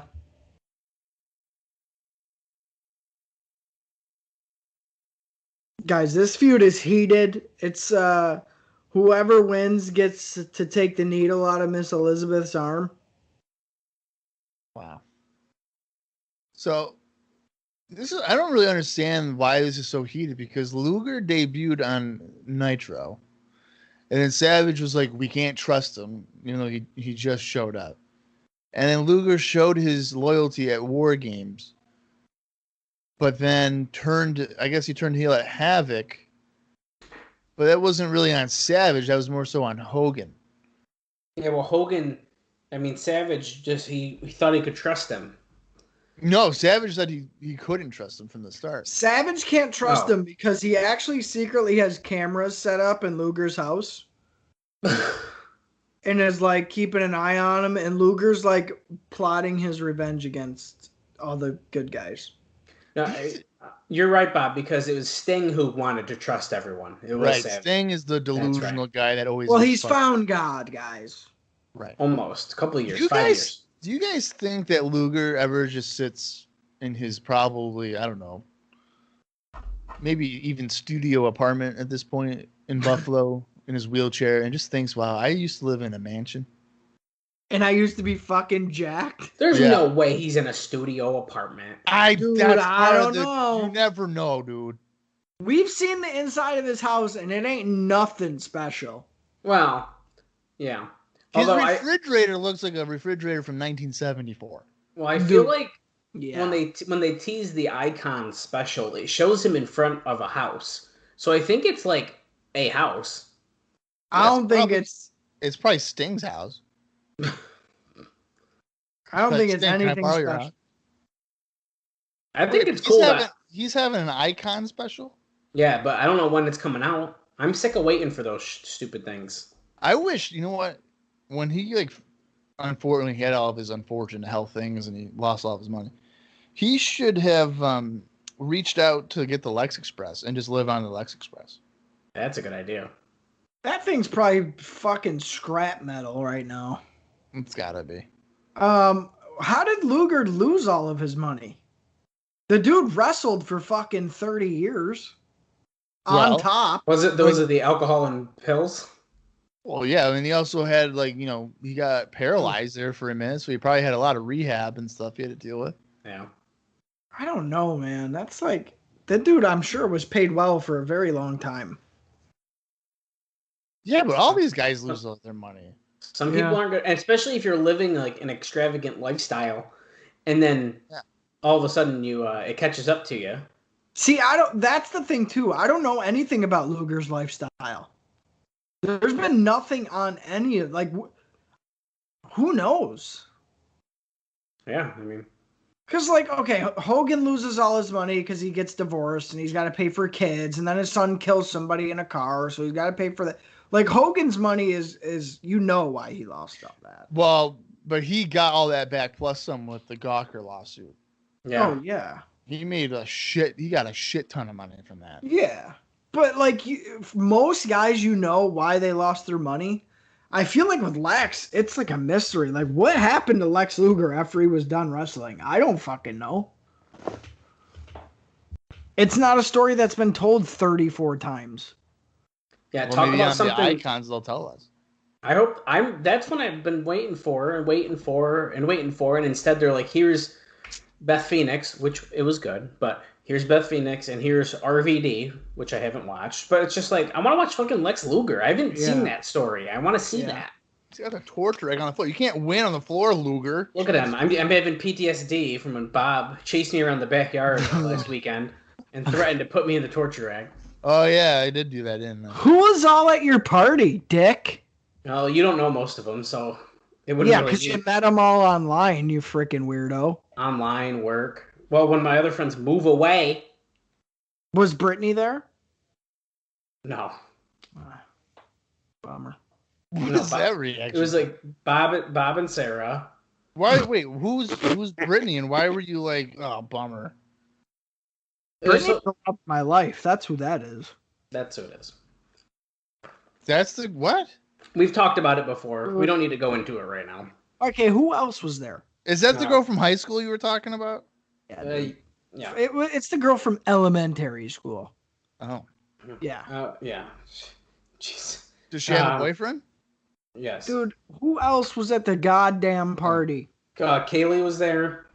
Oh, fuck that bitch. I know. You know Dan and Katie. They were there. Yeah, they're all right. No, they're cool. They're good. What the fuck? Luger just won with an armbar? Is Savage unconscious? He's hurt, man. I don't He know if just you. won with an armbar. That's ridiculous. Hurt, man. He's unconscious though. Look, he's not letting go. Oh wait, was he unconscious from the torture rack and then he just put an armbar on? Maybe. Yeah. And Randy Anderson was like, "Okay, you win. Who's coming out here?" Oh, it's Sting. Come on, man. We're friends. He's staring at him. Oh, Sammy was there in his mirror. Oh shit, Sammy came? Yeah. Do it. What's she up to now? Okay. Working 70 hours a week or something. Holy fuck. At a casino or whatever. Not by choice. They don't got people. Yeah. I'm gonna tell you something right now, okay? We're gonna go on the record with this shit. Oh boy. We're shooting tonight. You know what? It's bonus episode fucking 29. I'm giving 29 truths, and I already said 20 of them. I got 9 more to go. Oh. Okay, so here comes number 21. Okay. Telling you right now, Esmira is the first one to like every single one of my profile pictures. I'm just saying. Oh my God. And it ain't like, it's a love. Whoa. Oh, dude. That's amazing. What are you, I think you would move Give back. me the hotline deets on that. I think you would move back for her. I'd move her ass down here. No, dude. If I don't think she would. No, she wouldn't. She's too much of a family girl. Yeah. That's why you'd come back here. I think Bob was going to dabble in that at one point. No. He for sure. He thought about it. No, I did not. Yes, you did. She's too tall. Get the fuck out of here. Bob, He's too you tall. for sure entertained the idea because I 'Cause remember like trying to work it out. And we all talked No. about it at your apartment. Yeah, No. Yes. No. That's fine. I like You how Bob- guys, no, you guys wanted me to. And I was explaining to you guys that she wouldn't even be interested in that anyway, so I never did that. And I like how every time I bring it up, Bob's like, when we told Ismira that you proposed to Katie, she was like sad. What? You say that to me all the time. And you're like, yeah, dude, like the look on her face, she's just like, huh. Wait, what? What are you talking about? Dallas, do you know what I'm talking about? I think I do, yeah. I don't know what you're talking I guess apparently at some point, like Dallas had a thing at his house and you guys were talking about that I had proposed. And like, Bob, you kept bringing up how like about. Oh, when you did. I proposed to Katie. Okay, I thought you were saying I proposed to Katie, and I was like, No, "What the no, fuck are you no. talking about?" No, I do remember that. Yeah, And you're always just like, dude, when we said, yeah, fuck you, yeah. motherfucker. She was bummed. She was like, "Oh, You Damn fucking it. ass. yeah." Yeah, she was holding out hope for that one. Bullshit. You're just giving. Oh no, dude, I'll I'm text not her. fucking I'll with text her right now and be like, so let's just say like if Austin moved up here, you. Do it. Do like, it. what would you do? I don't think Do it. I don't think she wants to admit it, but she knows she does. She knows she does. So I need to grill her on the spot, not just her text. She knows. Text Bob, her. you're such a liar. You're such a dick. Austin. I am not. Dallas, fucking tell What? everybody. So Austin. it's not- Austin wasn't there, right? I wasn't there. Nah. Right. So, yeah. So we were all like talking. It was at Dallas's place, right? Yeah, that's what you said. The apartment. Uh, Yeah, but it's like late after. It was like a whole bunch of people had left, Yeah. Oh. Yeah. and we were talking about. Like I think I brought it up. I was like, yeah, I can't believe like Austin's engaged. And I mean, she knew. Obviously, this wasn't like a surprise thing, but she was just like, yeah. Well, I'm look happy at these for him. graphics. Look at Ric Flair. It's in Mhm. Microsoft Paint. I'm so like that's great. I'm really happy for him. You're such a fucking I swear- dick. I swear to God, dude. Joe, she did the huff. The... That really sucks. I was really hoping that he'd make my kitty purr, but I guess not. Oh my god. She knew my intentions. She knew. I was always taken though. Always. Yeah, dude, she was fucking bummed. She was so bummed. I can't stand this motherfucker. I will never. Because as soon as you were like when you did that, because I was confused with the whole I thought you were saying I proposed it. No. Well, was she as bummed Like in a game or something? I was like, "Whoa, she was bummed." Was she as bummed as when Bob gave up his Tully's tenders and then nothing came of it? Ooh. No, that I was not bummed about that. About losing Tully's tenders? Because I would be pretty bummed. Dude, they were cold. They're even better cold. No, they're not. Bob is such a softy, like movie fucking like no movie moment. Kiss me in the rain. And I've grown up from that.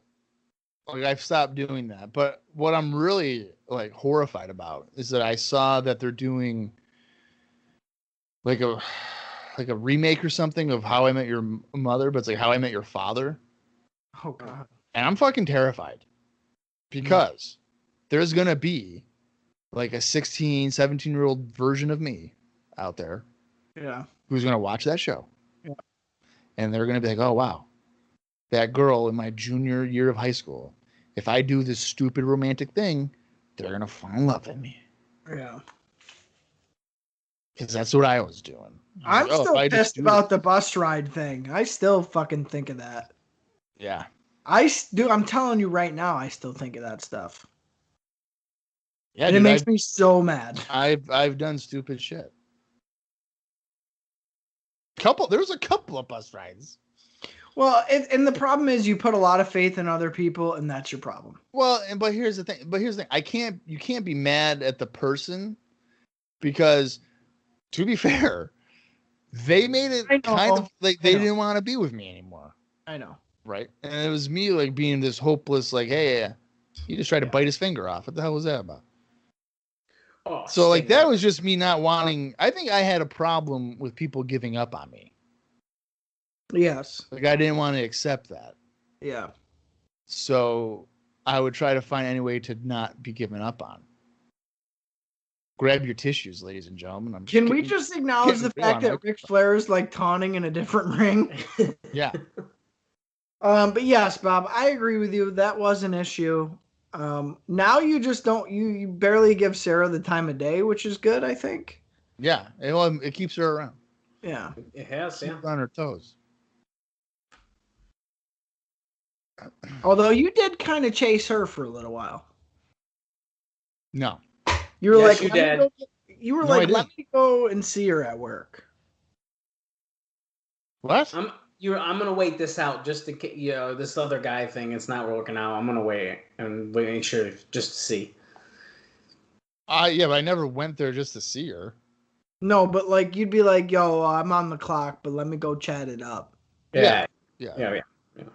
I would do that. And they're like, hey, the minute that you guys are done, you want to come over and like bang it out quick? No. You just want to do one quick bang? No.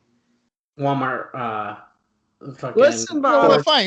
If we're doing 29 Truths, how about we tell a story about how Dallas and Kaylee started officially? Listen, we ever truly got into it. We're not talking about that. Hang on. So, we were one day in the car. Not. And Hang on. Sarah's a cutie, man. Yeah. I'm going to tell you right now. All right. Keep it in your pants. I'm getting nervous how this is going. Bob has been batting 1,000 for a couple of swings now. And I don't know how it happens because as you heard, he admitted that he ate a large Frosty and he's got a belly hanging over his shorts. Yeah. So I don't understand. Between that and the built-in fur coat that he has on his skin. Well, look at Austin. Do you even see Bob shaved his head, but he's got the beard still. He's looking like a tall Mike Bennett right now. I think Bob looks good right now. Actually, so do I. And if he shaves his face, I'm going to slap him. No, so I'm not liking this whole lighting thing. They keep on going different rings and stuff. Yeah, it's weird. And they turn the lights on. So yesterday, I think it was yesterday.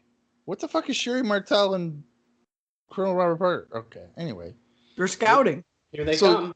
So yesterday, right, I'm sitting in the recliner, my broken recliner, and we have the air conditioning going, and I'm sweating my balls off, and I'm like, either I'm having a heart attack, Well, okay, which is I could.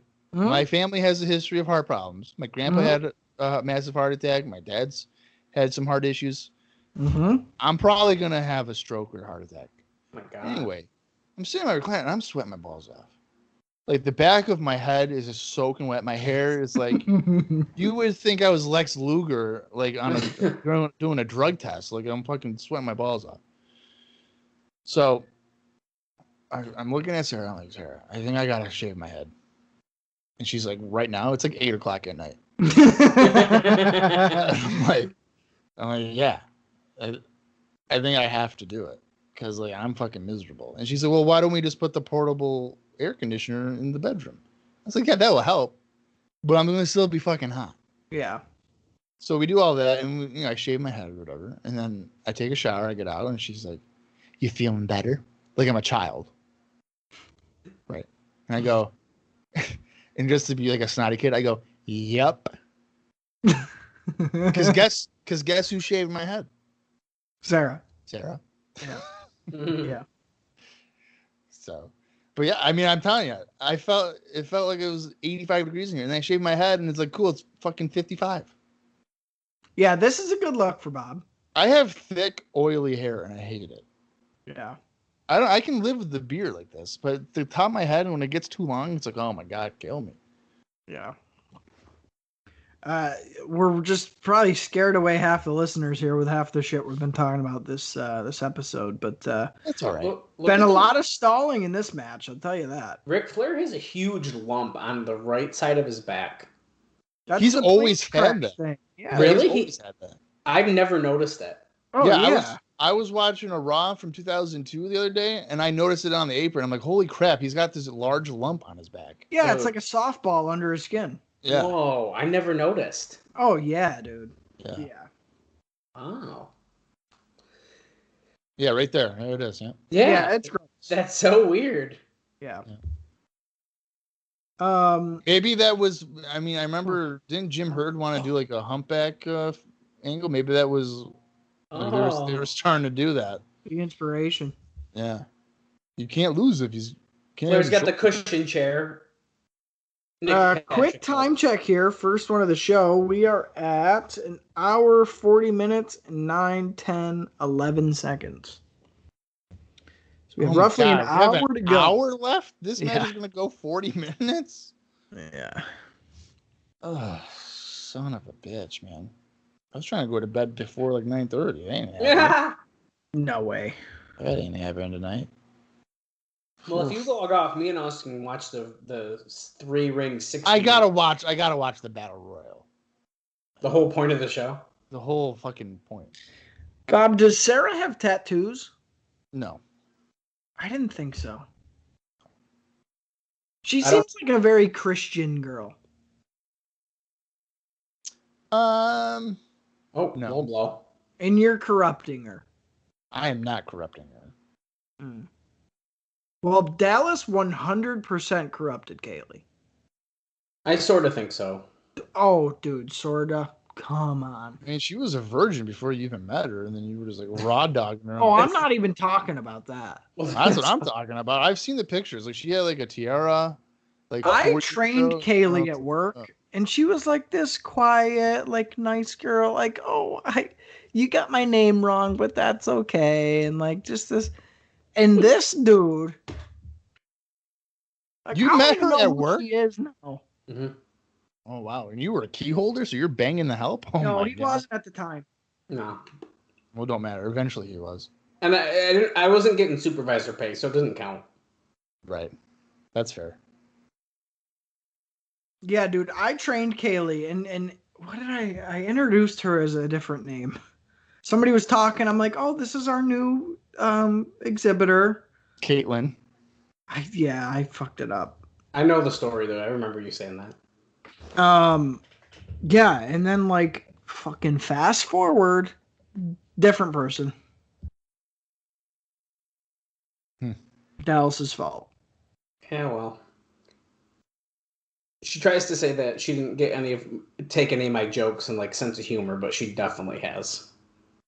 Dude, are you kidding Dude, me? you guys are like the She same person. she denies it. Yeah. She You denies guys it. are like the same person. She even had like walks the same as you. She just carries herself like you because you carry yourself like a snotty rich kid who's What? like better than everybody else. Oh. And you Dallas and Look Kaylee, at Flair sneaking up and like, Sting. you like Dallas spit and on me. Kaylee could be brother and sister, and you wouldn't even know. Oh God. Oh God, he's banging his sister. Don't say shit like that. Jeez. Oh, boy, it's like Joe Dirt. I'm your sister. I'm your sister. My sister looked like Joe Dirt's secret sister. Ooh. Hey, Jamie Presley. Watch out. hell yeah. Yeah, That's a big 10-4. that's a big temper. No, I was kidding though. But no, I think Dallas and Kaylee for sure. Or Kaylee's definitely adapted. She's ripped this dude's gimmick off completely. I know. It's I can't- 100%. She says like what, and I'm like literally everything, but Literally everything. she denies it. But Put whatever. it this way, Dallas is Ultimate Warrior and Kaylee's Renegade. Wow. Kaylee is Dallas's Renegade. Okay? That's not. I don't know if that's a compliment. Renegade? That's where we're at with it. I would say she's more of like the Kerry Von Erich version of Ultimate Warrior. What? No. Or like WrestleMania 8. No. The long rumored thing that Texas Tornado was at WrestleMania 8. That wasn't really the Warrior. That was Kerry Von Erich. Right, yeah. Yeah. We're getting a lot of chops and brawling for this match, which I guess maybe I wasn't expecting, but I don't No, know. this is every Flair Sting match ever. Around the ring? Well, I mean, like earlier on, Sting did the Stinger Splash into the railing, which is a Yeah. go-to spot. Well, And I'm they sure might be when- doing that because of the way the rings are set up, so they're like, Yeah. give the fans what they paid for. Right, but We're what's gonna gonna go all over. what eventually is gonna happen here is Sting's gonna do a bunch of clotheslines and then a press slam, and then he's gonna do his little "It's me, Sting" and scare Flair in the corner and do a Stinger Splash, and then all this other bullshit, and he's gonna win with the Scorpion Deathlock. That's the whole thing. I don't think Flair ever beat Sting ever again since like Great American Bash in 1990. I don't think he's ever beaten him. And I'm not even joking. I don't know if he ever beat Sting ever again. Yeah. Huh. Dallas, how's Raiden like the new house? It's good. Yeah, Yeah. can't complain. She's got her own room and stuff again? Oh yeah. Yeah. She's got to be getting to the age where it's like she's probably over the balanced diet of Cheetos and Nutella over at the mom's house. You would think so. How old is she now? She's almost got a teenager. Oh my god. What Almost. the fuck? How old is she? Was she like a 12? Going on it, yeah. Holy shit. Yeah, dude. Oh my god. Yeah. It still blows my mind to like this day, and I come over and it's like, oh, you're a little human being. Hello. Yeah. You can talk now. Mm-hmm. Yeah, it's weird. Where'd Flair's knee pad go? Under the flab of his skin. Is that what the bump on his back is? It's his knee pad. Oh my god. Oh, backside. Here we That's go. where the Can't purple get knee him. pad he lost at. Ugh. Oh yeah, beat the ref up. Oof. I don't like Flair's attire tonight. Oh, It's I do. purple. I like the purple. I like the purple. When I had the like the clay WCW figures, he was in purple. Yeah. I like his purple. Doesn't he? Oh, he wears red at WrestleMania 8. Yeah. Yeah. I'm partial to the light blue. I like me the light blue. Yeah, that one's good. Light blue's good. Oh, you know what's funny? So, Dallas, you know how you were saying like Jeff Jarrett says you got to wear white in big matches or whatever? But no, was it Jarrett? No, it was Matt Cardona and Brian Myers. They were Oh, saying okay. how It's like a known thing that like Yeah. guys will pull Okay. white out for pay-per-views. Right. So I was reviewing one of those TNA shows from '04, and I'm telling you, this is from 2004. Yeah. Everyone but Ron Killings was wearing white. It's a thing. And I started laughing. I was like, holy shit.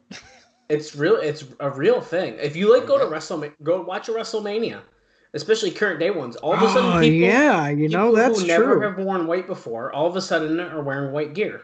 Well, even thinking back in the day, Shawn Michaels, WrestleMania 12, Randy Savage, WrestleMania 7. Oh yeah, Right. you pull the white gear out for WrestleMania, and like yeah, That's crazy. that's weird. yeah. So it's definitely when they said it, it was like yeah, I kind of knew that, but it's not something you think about a lot. Do you think Cardona will wear white in his eventual death match with Nick Gage? I don't know if I he would imagine he would have to. I would. Well, if you do a death match, you kind of have to wear white. I feel like, but Sting's in white right here. Right.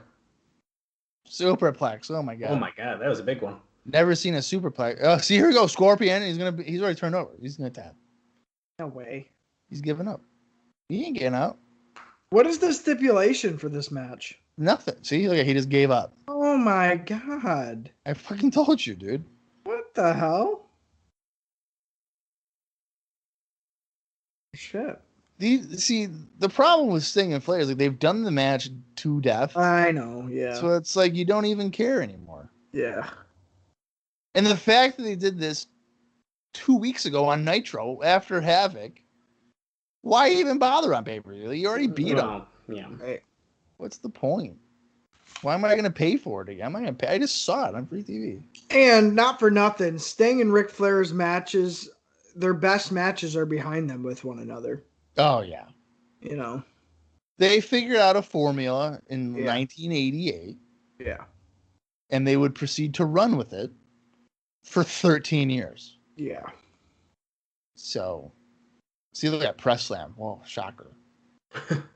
I'm not even kidding you. One time, because I did like reviews for DDTdigest.com. If you ever go to DDTdigest.com, anything written by Bob is me. I swear to God, one time I was watching before the match even started. I like wrote down what was going to happen in the match, and I want to say I got 92% of it correct. Oh my god. It was horrible, and that was like 2006 when I was watching the 95 Nitro. Right. I was just like, oh hey, this is, and then this is whatever, and I got at least 90% of it correct in order for what was going to happen. That's awesome. Yeah. And I think I even said it in the review. I was like, just for the record, I wrote the majority of this before the match happened, and it pretty much exactly what happened. What are we down to here for the card? The main event. That's it, right? And Battle Royal, yeah. Yeah. Now, when the 60 guys come out, I will name every single guy. Really? Yeah, just to fill time, because, you know, that's what you do on these things. Oh. They're just talking now, so Yeah. I'm going to go for a pee break before this thing gets going. Oh, well, you go do that. Now, I'm not going to name them as they walk out, because I feel like I won't really know some of them. I'm going to tell you right now, if try. Charlie Norris isn't in this match, we're turning it off. I want Jumpin' Jim Steele. Ooh. Or Jungle Jim. Jungle Jim Steele. That's what I want. Did you know that he wrestled in All Japan Pro Wrestling? I did not know that. And he looked like a goddamn beast. Mm. Like, I saw something on Twitter with like him hitting these moves, and I was like, holy shit, Jumpin' Jim. Oh, you know who else would be good tonight is the Zodiac. Oh, man. I don't know if... I hope the Zodiac isn't in this. He probably is. Is the Yeti? Well, do you want me to just... I'll just wait until they come out, and I'll try to name them all. All right. If I had to guess, I'm sure all of the Dungeon of Doom... There's 60 guys. I mean, what are you gonna... Yeah. Do you think... I wonder if there'll be man. any, like, surprises. I doubt it, but... Man. Well, I was gonna say I don't think I've seen any of this show before. Like I don't think I've seen this pay-per-view. You I know, don't remember or recognize anything from it. what was weird, like 2 weeks ago or so, I had the random urge to watch this show, but then I remembered, oh wait, we're doing a bonus episode of it soon. Yeah. No, Now- I know. I'm bad too. I won't watch anything like earlier than 97 because I know we're close to it all. I know, so I can't watch any 96, Yeah. which sucks. Yeah. Excuse me, but that's just how it works. I'm Well, telling you admit- right now too, like it's gonna get to a point where I'm gonna want to hear the audio for some of this shit because I'm really looking forward to some of this stuff that happens in '96. So like, I don't know, I'm gonna have to figure that out. Yeah. I see I missed a lot. No, you missed Yeah. out. Yeah, you missed so much. This show has definitely felt not like a pay-per-view. Well, it's taken an eternity. But like, just I don't know, the matches. It feels like a Clash of Champions. Dude, it's Saturday night. I said Yeah. that at the beginning. Nothing stands out with WCW. It's all very plateaued. It's all the same. Even if there's a stipulation, dude, like it's a Saturday night match. It doesn't matter. A tape fist match. Can't wait. Yeah, to watch nothing that. matters. I'm assuming The Yeti's in Yeti. this because that is Yeti right there. Yeti. Wait a minute, is that part of the three giants? Is Yeti, Giant, and Hogan? Is Hogan considered a giant? Oh, that's stupid. He's the giant of the wrestling world. Oh God! So is that what this is? So like Giant will be in a ring. Yeti. Is it going to come down to Giant, Yeti, and Hogan? I really don't like that Hogan's got no mustache. Guys, he did that for a movie, didn't he? Yeah, I don't like that Hogan is like Dark Side Hogan, and then in just like a few more, like, whatever it ends up being. Dark Side Hogan. Then he like he does black and white anyway. Yeah, but he's back to red and yellow here, dude. What are you talking about? Yeah, he's that's- worn both outfits tonight. I know, what Yeah, the he heck? burned Darkseid. He's back to being red and yellow, dude. Yeah. We know something, brother. You know something, Meat Gene? I'm out here talking again. I'm killing my pop before I get into the ring, brother. And that's what I'm going to do tonight. Good one, Dallas. I don't... I have that tank top. So do I. Yeah, you Yeah. bought it in Orlando. Yeah, but mine's better. Yours is better because you never wear it. I Remember wear it all that the one time when you guys visited just for a wrestling show and then never again? I've been down there twice, so fuck you. I've been there once. That was in July of 2019. Yeah, And so then- thanks, Bob. That's and the then- last time I've seen you in person. By the way. And then about 4 months later, there was a thing called, I don't know, COVID. I That has haven't seen prevented you travel. in person in 2 fucking years. And you'll never see me in person again. It took Dallas almost 3 years to see me, and he lives right down the road. Yeah, 2 years. that's 2 bad. years. That's all I'm going to say. 2 years. Actually, no, that's not true, because Dallas used me to get action figures. Oh, that's right, I did. So, yeah, he literally stalked me at work and was like, Bob, can you get me those figures? And then, like, I went to see Dallas, and he was like, "You ain't coming in my house, bitch." And I was like, "Oh, No, I said, well, Fuck. you were coming from the hot spot of the United States, so I was pretty sketched out at the time. negative COVID test, mind you, before I could even get off the plane." I don't think at that time it was. I don't think it was like that either. So, by the way, I I don't you're- think. I you're don't think fudging that. facts. I don't think that time it was. I think you're fudging the facts there. and You then didn't need. Bob, You didn't need one to get on even on a plane at that time. And then Bob, like, doesn't even answer texts. He's just like, "Don't talk to me." What? So, When have I not answered a text? You take 3 days to text back. Yeah. so suck on that one. Yeah, I like it. I could write a paragraph. I could be like, hey, I was in blah, blah, blah, blah, and he'll just be like, yo, period. Yeah. Listen, Austin tries to make us look like the bad guys, but listen, but it just ain't true. Yeah. Yeah. See, I remember when Convincing. Austin was playing like EWR, and he would message me these fantasy booking ideas, and I'm like, oh wow, we're friends. Oh my god! You know And then what he would probably stop doing that. Like he the stops texting me. Cool idea. You know more ideas, you son of a bitch. No, you would be coming up because you were playing the game, and you'd be like, "Oh, well, Mr. Perfect is like going to feud with like Earthquake and all." And then you'd be like, "Oh yeah, I could see that, and I was like, "Oh wow, that's a good idea." dude." What do you expect me to do? I was at Never. work at fucking 7:30 at night, and you're just hitting me with these like 4-year plans of your EWR WWF 1991. You never cared because as soon as I moved away, dude, Dallas swooped right in, and I was fucking out. I was out. Hold on a sec. Souped right in. Well, if it's his only other good wrestling friend that's in the fucking city he lives in. No shit, I swooped in. I was out. I was already there. Well, I was out. It took no Dusty. time. No time. I fell so far down the ladder, dude. You wouldn't even believe it. Hey, Austin, you want to go to a 2CW show in October? Oh, right. Oh, that's right. You can't. Sorry, you're going with your best bud. Yeah, that's right, dude. He's gonna be when I get married, or if I get married, he's gonna be my best man. I bet. You're gonna be like the I'm last not even row. getting an invite. You're gonna be the back left, the last seat on the left corner, and it's gonna be against the wall where you can't even escape that side. There's gonna be a pole. Yeah, right in the way. Right in the way. Dusty Rhodes is on commentary, folks. You know it's gonna be good. Oh God, Chris Cruz. This guy is fuck horrible. Chris Cruz. Why He is his reported glasses- AEW to the Maryland Athletic Commission. That piece of shit. Why aren't they using Tenay? Because there's no Japanese guys in the match. Well, That's probably not even true. Did I ever tell the Larry Zbyszko story on this podcast? you met him? Yeah. I think you might have once, but tell it again. So I went to a convention here in Orlando, kind of when I first moved down here.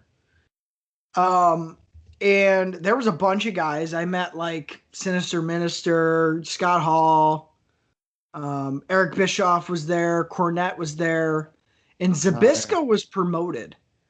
But the dude didn't show up until like 2 hours into the event.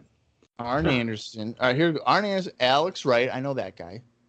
Low-key big hog right there. Brian Knobs. Big asshole right there. Oh, Ricky Santana. I don't even know who that is. Squire Dave Taylor. That's Scott Armstrong. Sting. Joey Maggs. Pez Watley's there. Disco Inferno. Mang. Stevie Ray.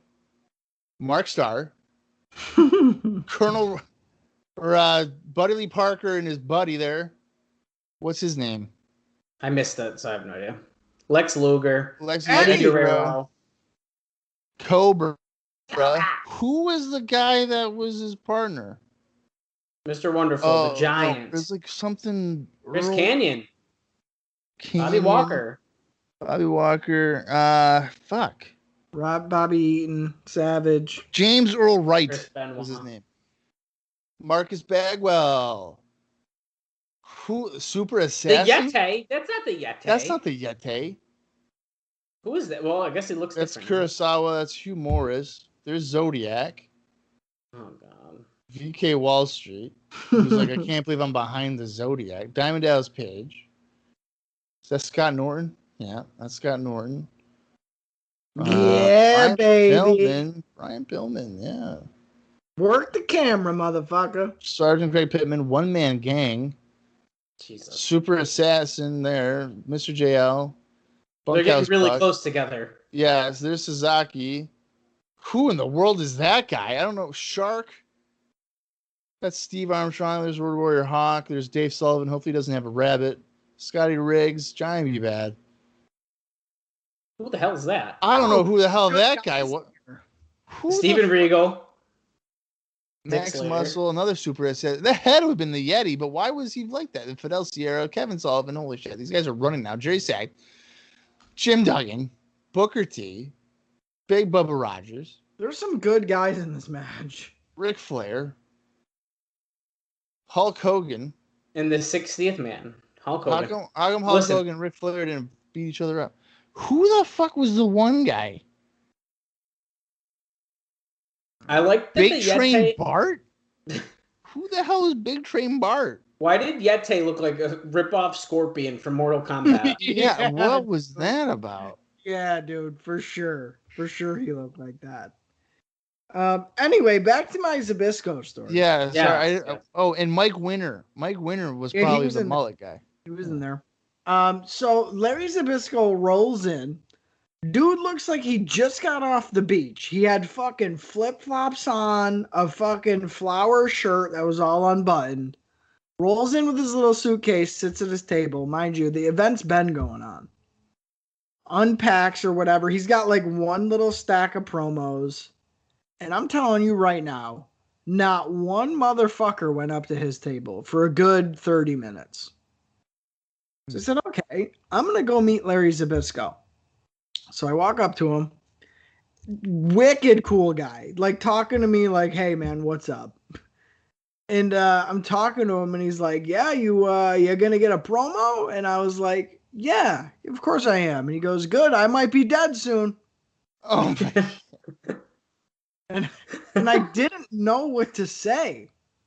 Like, do you laugh along with him? Or you're like, no, you're like, you're good. So like I laughed, but he didn't laugh. And then he signed the promo and took the picture, but like it was the weirdest thing because the dude goes, yeah, you might as well get it now. It might be worth money. I'm gonna be dead soon. I might be dead soon. I was like, I would have asked him right there, can you sign it? I might be dead soon. oh yeah. Or like, this will be worth money when I'm dead. Larry Zbyszko. Yeah. Good. That would have been good. Here was the split screen that everyone loves at World War III. Oh my god. Now, Austin, remember when you asked Scott Steiner, could you sign my promo? Tell your story, walking bitch, and he was like, "What?" Is the Yeti eliminated already? Is he? I hope so. Yeah, it looked like he was on the ground. Who said that? Tell your story, walking. What was that? So we're at the Sky Chiefs baseball stadium, right? And it was pretty early. We got there pretty early, and we go up to Scott Steiner. We had to be maybe the 10th person that it went up to. It was like early on in the signing. And we walk up to him, and mind you, if you don't know some of the famous phrases of Scott Steiner, you're not doing pro wrestling right. Fucking stop this podcast right now and go find him. But one of my favorites is he's on TNA commentary, and somebody comes up to him to talk shit to him. And he's not even listening and just goes, yeah, tell your story walking, bitch. And like the wrestler just walks away. So obviously that's what I wanted him to sign my promo. And I said it to him, and he turned into Scott Steiner immediately and went, huh? Like, what'd you say? And it's like, oh shit, maybe he's mad that I said that. And I go, can you tell your story walking, bitch? And he had to write it wicked slow because it was like a lot of stuff. It's like a lot of words. That's a whole sentence. All right, tell your story. What? Can you tell your story walking, bitch? And he's like writing it out, and he writes bitch, and I'm just like, oh my god, this dude's pissed. Did he do like comma bitch? Nobody did exclamation point. Yeah. Okay. He had no clue what you were. He had no idea what I was referencing at all. If that just tells you that he says that shit off the cuff, then I don't know what does. Dude, it was so fucking funny. So he signs it or whatever. We posed it for the picture. And then to top it all off, we go to Denny's later that night, dude. Oh my god. And Scott Steiner is sitting by himself at a Denny's table, talking like normal, like just a normal guy. Hey, I'm on he grabbed his phone to pretend he was talking to us. He was like, he put his hat down and turned to the right. He was like, shit, here's wrestling fans. I don't want them because he saw me, Bob, and Austin walk in standing in the right where you walk in to get seated, and we were like, "Oh fuck, Scott Steiner's there," and he was like, "Oh fuck." Yeah, immediately. So yeah, I confused the fuck out of him, and for a minute I thought he was mad, like that I asked him to do that. So yeah, it was pretty funny. We should have sat next to him and then just loudly repeated some of his promos. Oh my god. This fucking show sucks. I wish I was on Raw with Stone Cold Steve Austin. Ric Flair fucking sucks. Ric Flair, you old bastard. Yeah. Fat asses. I got freaks 9 days out of the week. And then Bubba's like, Scott, there's 7 days. I don't care. Oh man, this battle royal is literally. Wait, You do can't they? tell what's going on. You 60 cannot guys tell. is punching each other. Is Hogan gonna get eliminated by Sullivan and Big Bubba? Probably The not. triple screen is fucking brutal. I hate that. Is the whole match like this? I would imagine until they get to one ring. For what? 40 It's minutes. so bad. It's so bad. It's a 30 rip in the weeks later. butthole. What the fuck is Dusty talking about? Look at the giant. He's got a bicycle. I'm gonna tell you this too. Scott Steiner as the guest ring announcer in TNA too Oh yeah, it was the night the main event Mafia took over.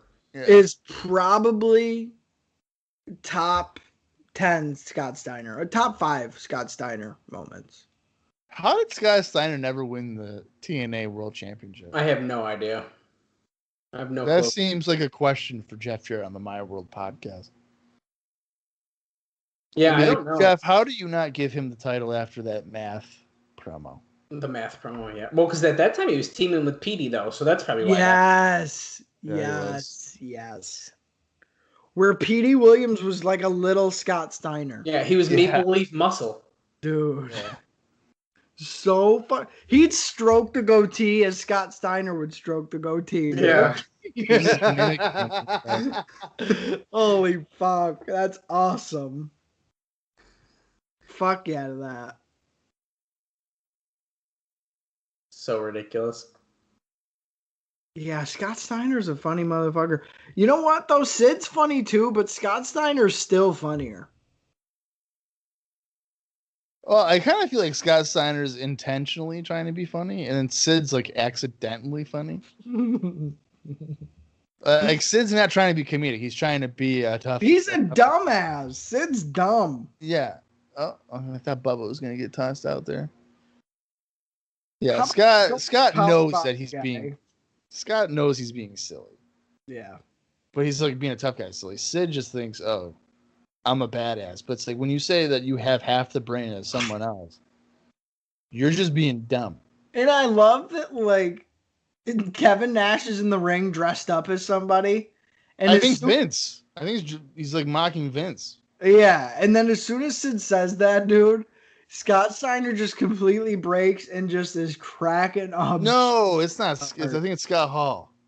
No, it's Nash. It's Nash.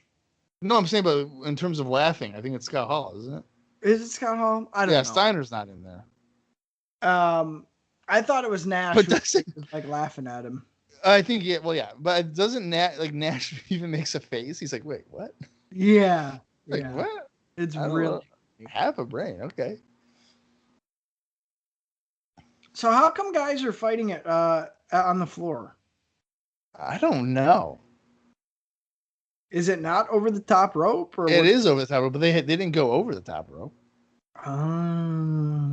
I couldn't even tell you how many people have been eliminated. Dude, I have no. You can't keep track when it's 3 screens. That's ridiculous. Has anybody been eliminated yet? I don't even know. We I don't should have look at the had production truck. each of us should have been focusing on one ring Mm. and then told each other, "Hey, this is what's going on." I would have been lying the entire time. I would have been like, "Oh my god, Mark Starr just eliminated Hulk Hogan." Well, look, I feel like for how many people are in the rings, there's not a lot of people getting eliminated or anything. Right. It's basically like Yete is out. That's what I got. I wonder. See now, I don't know if it's this year or in future years, but I think because there's 20 guys in each ring, so if I remember correctly, at one point they were like, when you get to 10, you would then Move to one ring. right. But I think those 10 guys would like stop wrestling until another 10. You know what I mean? Oh my god. Oh, that's weird. But I don't know if that's true. If I'm making that up. Why does Sergeant Craig Pittman have a TV job? Why is he on TV? Because he was in the military. Right. So why is he on TV? I don't understand the question. Because he's in the military. Right. He had a very riveting feud with VK Wall Street in early '96. So if you guys want to watch WCW Saturday Night from January and February of '96. Well, who was that? Oh, no, he's not eliminated. Oh, God, who just did that back bump? Canyon. That was Canyon? Yeah. Typical. I love Chris Canyon. Who better than Canyon? He got such a raw deal, dude. He's so underrated. Oh, Big Train Bart, who looks like Henry Godwin, does not get eliminated. Where did Yeti go in ninja costume? He was eliminated like super early, I think. He was like the first one out, I think. Oh. Yeah. Which is silly because like you're hyping up having 3 giants and one of them's out within the Did first they say 2 minutes. Yeti or did they call him something else? Nope, they said Yeti. Said Yeti. Oh, Henry So- Godwin's eliminated. There goes Big Train Bart. Yeah, fuck that guy. Oh. I don't know who he is, and I hope I never see his fucking face again. Holy What? shit. Connor Shaw? You're not a fan of him? Oh, Whoa. What? Is that dude even still alive? Yeah, he is. Okay. Did I tell you guys the time he went to my store, and he was like, oh, I know you. Yes, I know you. I was like, yeah, I saw you 2 weeks ago at ROA. It's Bob. He was like, oh, yeah. It's like, oh, That's my God. awesome. I do miss just hanging out with everybody, believe it or not, like as a group. I do. I miss do. that. I do for sure. Yeah. Like the camaraderie, you know, you hated half the fuckers, but you wouldn't want to spend the Sunday with anybody else. I will never forget going to those shows. And like Dallas would be like, oh, hey, this guy is going over this guy. And then like people would be so disappointed and sad. I said, guys, Oh yeah, Bob. Don't you know I am it's the a biggest? backyard trampoline wrestling thing. Don't you know I'm a heat magnet? I know you are. There was a time, okay, where people wanted me to be the booker. They were gonna vote me out. Yeah. They were like, Bob, you should do it. I'm like, no, I'm not doing this. Put it this way, dude. To this day, that's why Dallas and Joe don't get along. Is because it was like a power thing, and Joe had hard feelings. Oh, wow. Here's a bunch eliminated. Brian Knobs got eliminated. Stevie Yeah, Ray. we're like speeding it up. It's like they went in the headsets and we're like, guys, Tell them to hurry this shit up. someone get that fucking Brutus the fucking barber beefcake out of there. We still have about a half hour left of the show. Holy Austin, you gotta at some point provide good news. Well, Okay, I don't know what else to the talk hell? about, so I'll tell you guys something cool. Okay. I think it's cool. I ordered some IKEA shelves when I moved in to my house here. And they sent me 2 of the same box. And well, if you know IKEA, you have to have the correct boxes to build it. Yeah. Right? So I called them and I said, hey, you guys sent me the same box. Am I able to, you send me the box I need? And I was like, but I've moved since I ordered this. I need to send it a new address. They're like, no, it has to be the same address. I was like, well, what? I don't have access to that. So can you refund me and I will buy it again? And since I have to do that, can you also refund me half the shipping costs? Ooh. And they were like, oh, yeah, no problem. I was like, okay. So they do that. You should have said it and the shipping. I know. You I never. really- That should have been your settle was half. You should have said refund me the whole fucking thing. I know. But I had ordered other stuff with that order. That's why I said half. Right. So, Okay. so that's why I was trying to play fair. And I didn't think they were going to say yes to that part. So I ended up ordering other stuff, and I ordered the shelf. It's like one of the... I have the instruction next to me. It's like one of these. It's a caliper. Oh, yeah, Oh yeah, wow. yeah. Okay. Okay, so I order a new one. I get it and I build it. And then I realize, wait a second. Both boxes have the same parts, just not like the tools. So like each box had one top, one side, and then like 4 shelf pieces, and then like 2 of these side middle things. And I was looking at it and I was like, wait a second. I could build another one of these. I just need to find the parts. So all it is these like big like hex screws and fucking wooden dowels. Mm. So we would do some Googling. Go get them on fucking Amazon. Calic replacement parts. They're not actually by IKEA. The exact same shit I'm looking for. So I essentially have 2 shelves for 1. I got a free shelf. That's awesome. By paying roughly $10 in extra parts. That's awesome. Wait a minute. So you didn't send it back? No, they didn't. They didn't ask me to. They never. Yeah, they very rarely. Oh wow! So they refunded you and said keep it. Assuming I'm gonna throw it away because I didn't have the right shit. But like I said, once I built the other one, I realized, wait, both boxes have essentially the same pieces, just not the tools or instructions. Well, I have one instruction, right? And inside of it, it's like, oh hey, those are the tools you need. I hope somebody from IKEA is listening to this and they fucking email you for fraud. It's not fraud. It's their fault, and I put the pieces together. He capitalized. I am missing. I need to get like little pads for the bottom, but that's easy. What are you using the shelving for? One of them is in Raiden's room, and the other one is going to be in the basement, and it's going to be for board games. There you go. I think I have too many board games for it, but we're going to try it anyway.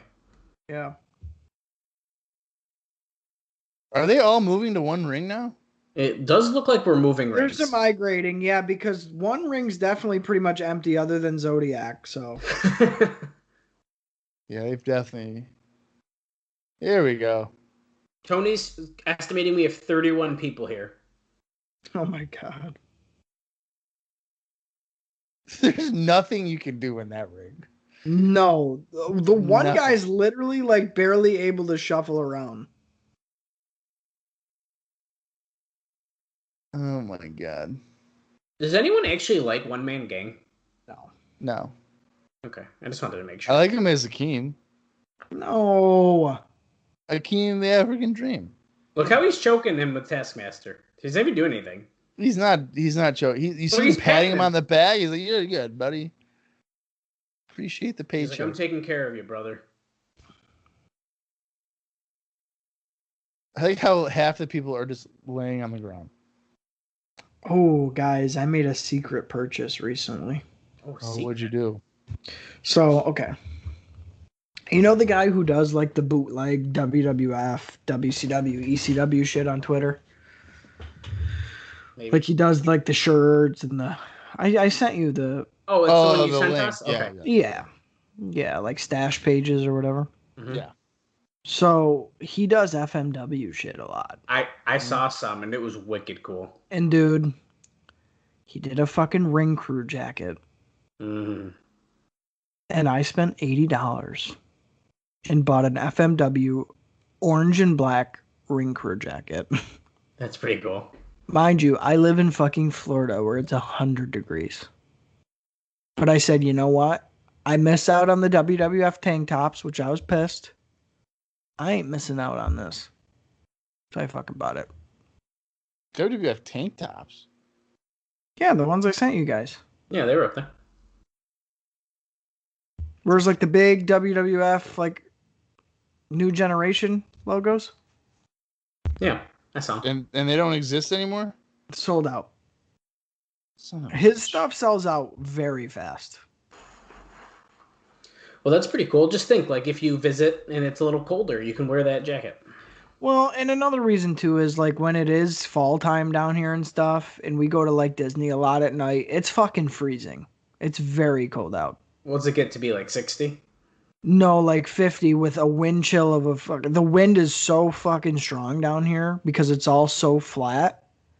And Disney's so wide open. Like, dude, it's so cold. Austin, how much does it cost to stay at Disney? I don't stay at Disney. Yeah, but I'm asking, how much does it cost? I pay $40 a month. No, but I'm saying, like, because they got, like, hotels there or whatever, right? Oh, to stay on Disney property? Yeah. Well, it depends. There's tiers. You can stay at a Disney resort hotel and spend like $250 a night. Oh my god, barf. Or you can stay at like the Hilton, which is on Disney property. It's owned by Disney, and spend like $120. Well, I want to stay at the Star Wars hotel, so. Yeah, break your fucking pocketbook out. Was there a reason why Scott Armstrong did a stretcher job? I missed exactly why, to be honest. This is so all over the place. It's not good. It's just not good. So is that ring jacket secret because like Katie doesn't know about it? Katie doesn't know that I bought that. Probably should just keep it to yourself. Yeah. Well, because okay, I brought the British Bulldog vest. Yeah. I bought the Russian watches. Mm-hmm. I bought bands for the watches. Mm-hmm. So it's like I've been like a little frivolous with the spending lately. Yeah. So. Well, it's kind of like with me and the action figures and buying furniture. Yeah. Every time, like, dude, I haven't been like that in a long time. Where I'm just buying shit for myself. Like I don't do that anymore. Well, good for you then. So. You're still saving some money, aren't you? Oh, dude, yeah, I save $50 a week. Okay, there you go. So. Yeah, I say $500 a month. Oh, that's shit. a lot. Yeah, that's a lot. That's a lot. Good for you. That's over $100 a week. Yeah. So.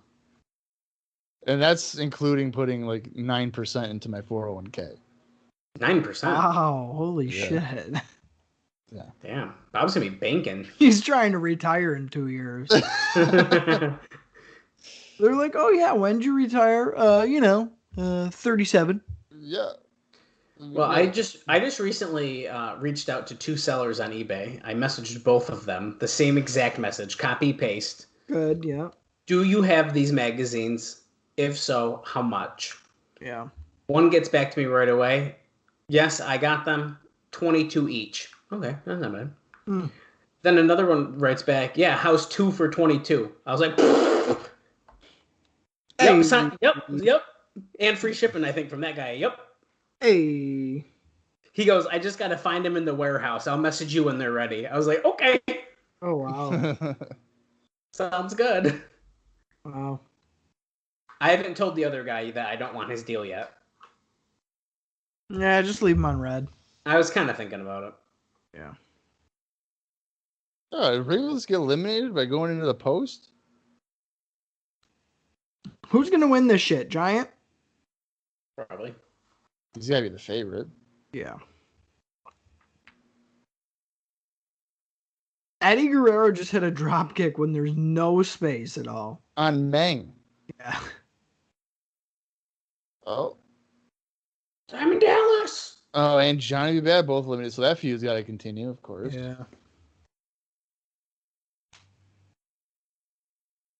Oh, Craig Pittman's gone. He was still in there? Yeah, man. He's in the top 20 of WCW wrestling. Oh, my God. That's ridiculous. Hugh Morris is still in there. Who else is a shock? I mean, Orndorff is a bit of a shock. Oh, Benoit's gone. I agree. Oh, he's pissed.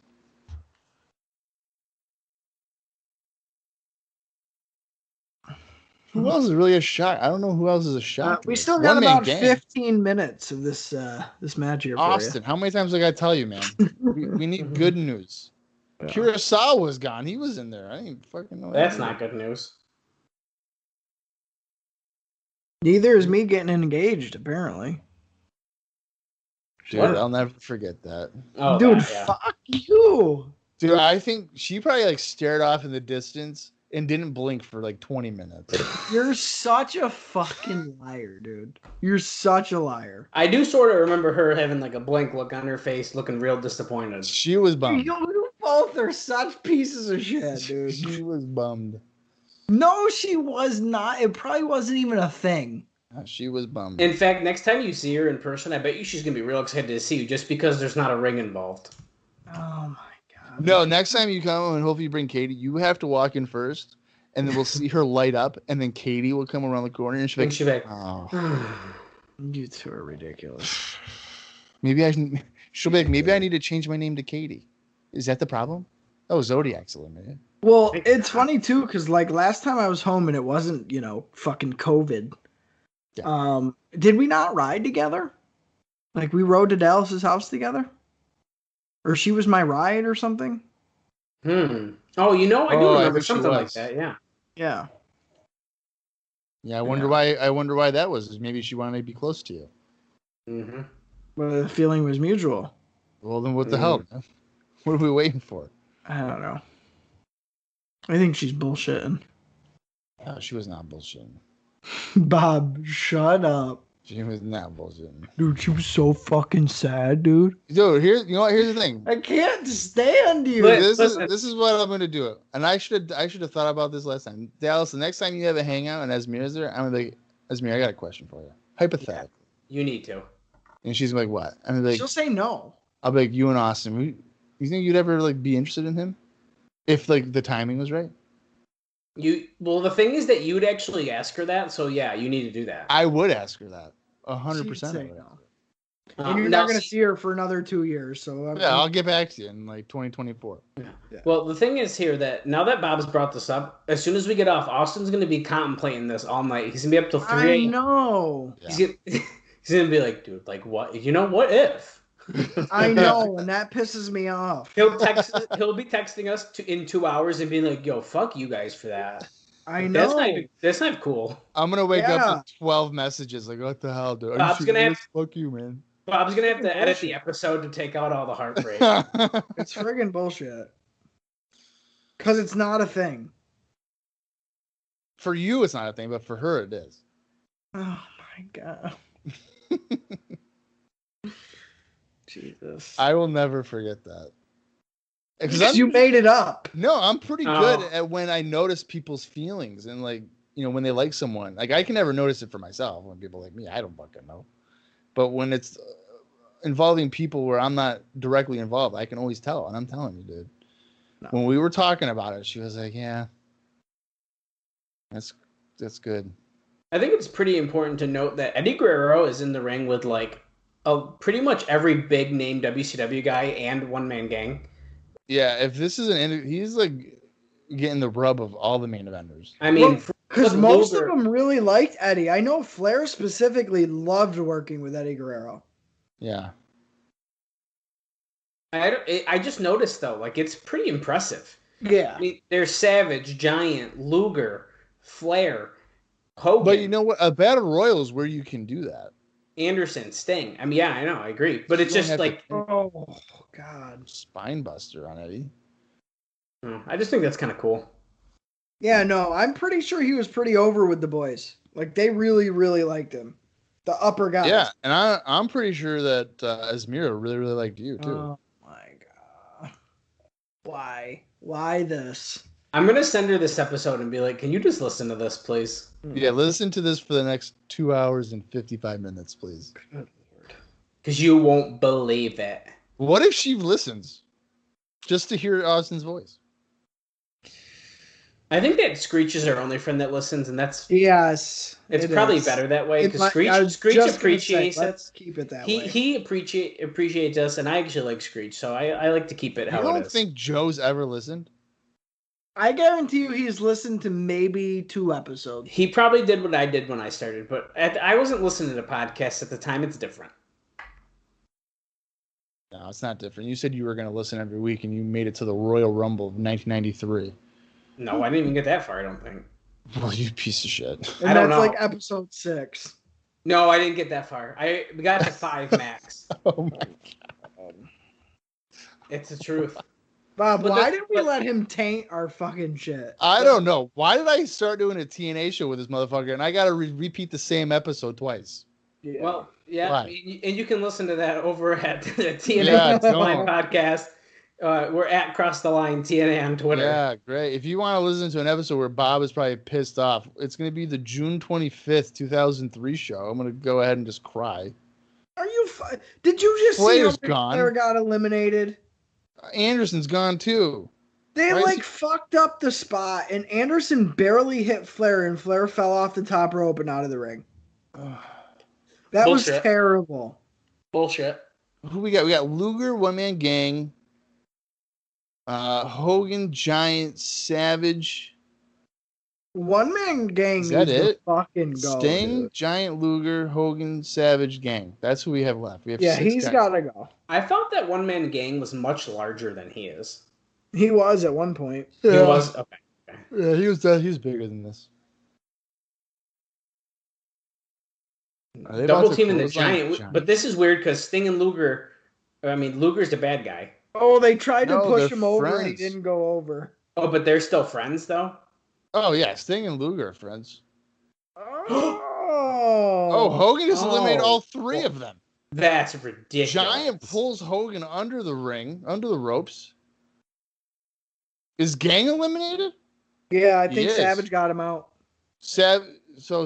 Well, Hogan's not eliminated, so it's going to be Hogan and Savage. Then. Yeah. Mm-hmm. Savage already thinks he won. The referee's They're- holding his hand up. Wait a second. What? Hogan slams Giant on the floor. The bell the just rang. bell's ringing. Hogan's like, "What?" He can't What? get counted out. No, he's pissed. They're saying Hogan did not go over the top. No, and he can't get counted out. That's not how it No. works. So the referee is thinking that there's more than one referee, isn't there? Look at him. I don't Are you know. going under, brother?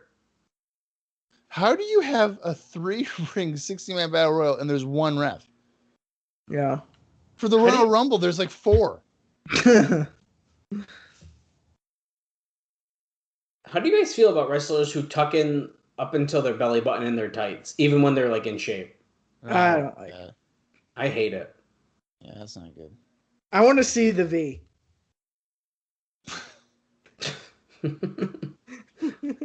Unbelievable. I want to see the V. If I bend down and my butt crack doesn't show, then it's not low enough. Oh. Oh. What? Bob, you got a really flat butt. I know I do. Yeah. So do I. My butt is like the face of the bully on SpongeBob. Oh my god. Flats? Yeah, flats. Yeah. That's my butt. Is his face. Oh Right. my god. Look at Gene Okerlund's in the ring. Did you not see it? I saw it. What is going on? How can you give him the win when you didn't see him get eliminated? There's also a thing called instant replay. Savage is like, I didn't see it, brother, but I'm champion, so like. Oh, fuck well, man. Get out of you. here. It don't matter, brother, because I'm the champion. This literally See, doesn't make any Hulkster. sense. Hulkster, you banged Elizabeth. You screwed me over, and now I screw you over. Yeah. The Giant pulled me under the bottom, brother. Yeah, And he like this, and then he goes and does it. yeah. We get how you lost there, Hulkster. We get it.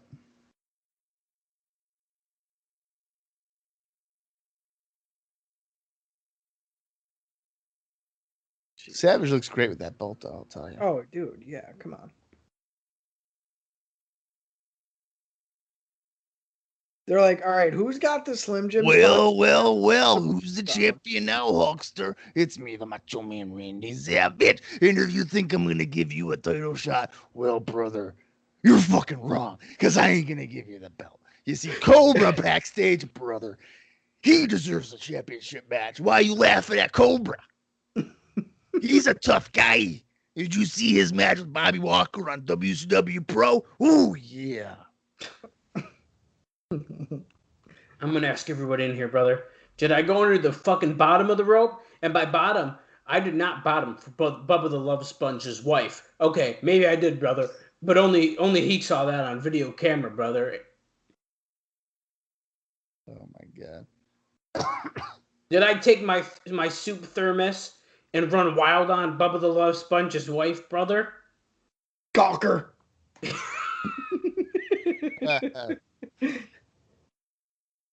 Let me tell you something, Gawker.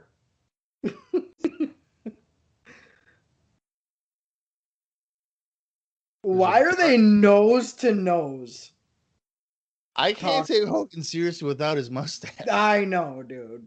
He looks like a grandpa with like his missing teeth for some reason. Yeah. Like he's eating Jello, but it's just his gums. He's talking. It's like Randy Hogan looks more like Hulk Hogan than Hulk Hogan does. Yeah. Or like that guy that's always in the crowd that looks like Hulk Hogan. Yeah. He dresses up as him. Wow, this is long-winded. What are they talking about here? I like how Hogan always has show him to a film. I like how Hogan always has to lift Gene's arm up to like get back to the microphone. Yeah. He's like, come on, Gene. All you gotta do is stand. Like you can see it slowly lower more and more. Like he can't hold it up. Right. Because he talks too long. Yeah. He wants a shot at his belt, and Randy's like, "What the hell? No way." Because if I give you a title shot, Hulkster, I'm gonna lose. I never beat you, brother. It's in your contract. I can never win. What the hell? Oh, well, he shook his hand. Well, damn. Love you, bro. Don't talk about me on the radio, though, you son bitch. Yeah, he's so bad. Be a man, Hogan. I'm gonna make a CD, dude, and I'm gonna get 3.5 stars in a PWI magazine.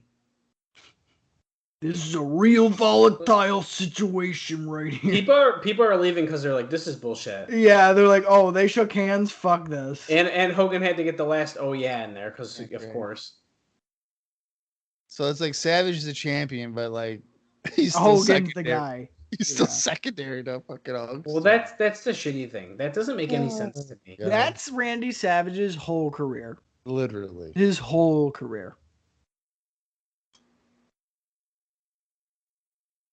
That's unbelievable. Yeah.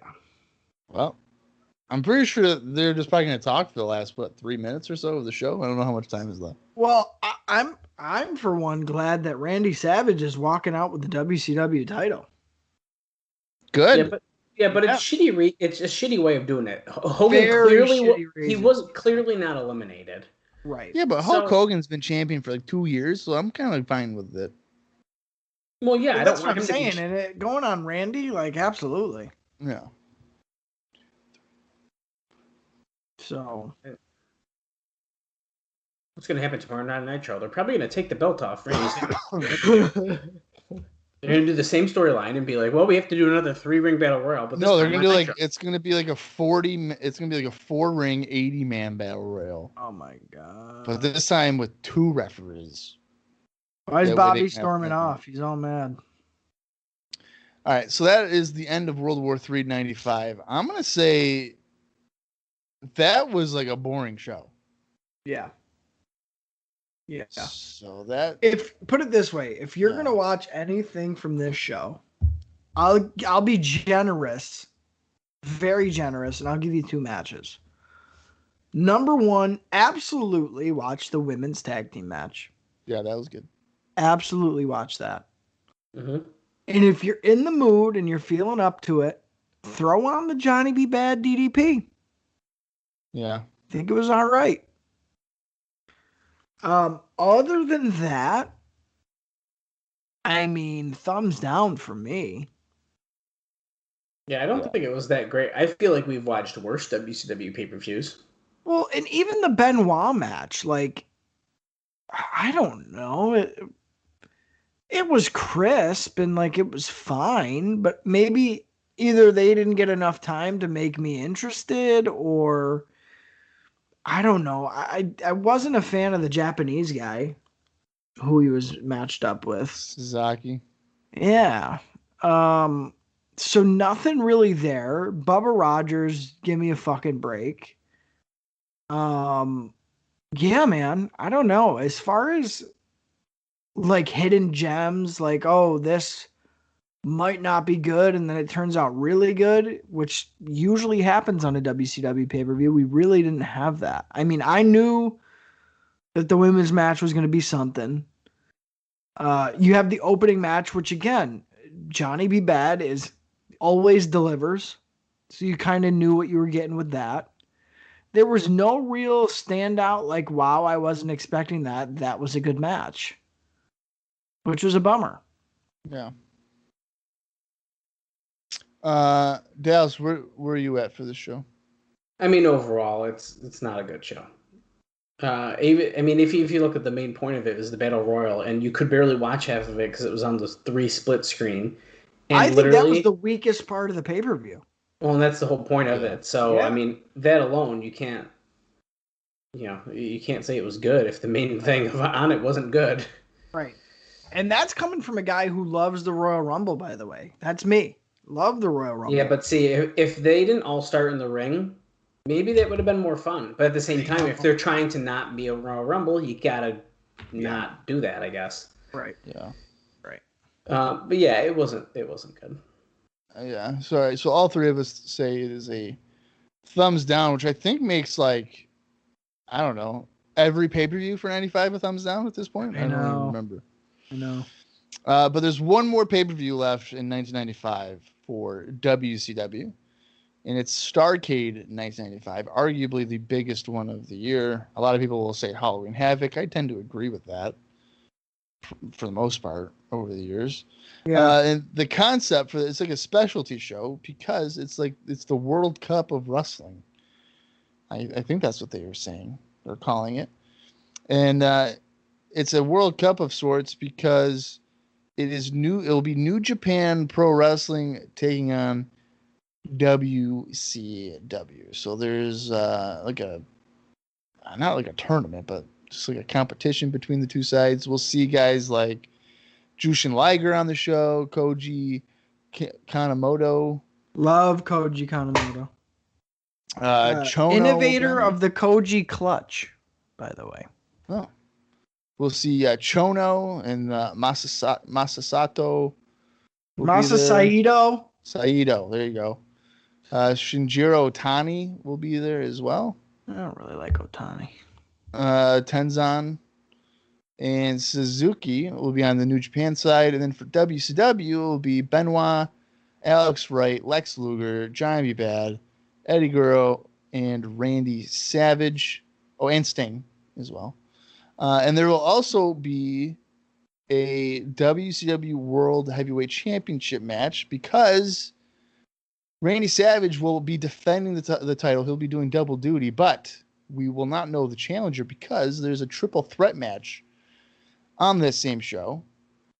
Actually, all these guys are pulling double duty. Some of them triple duty, but it'll be Sting taking on Lex Luger and Ric Flair in a triple threat. And the winner of that triple threat will then wrestle Randy Savage to crown the WCW World Champion, or Savage is the champion. So we'll see how that works out.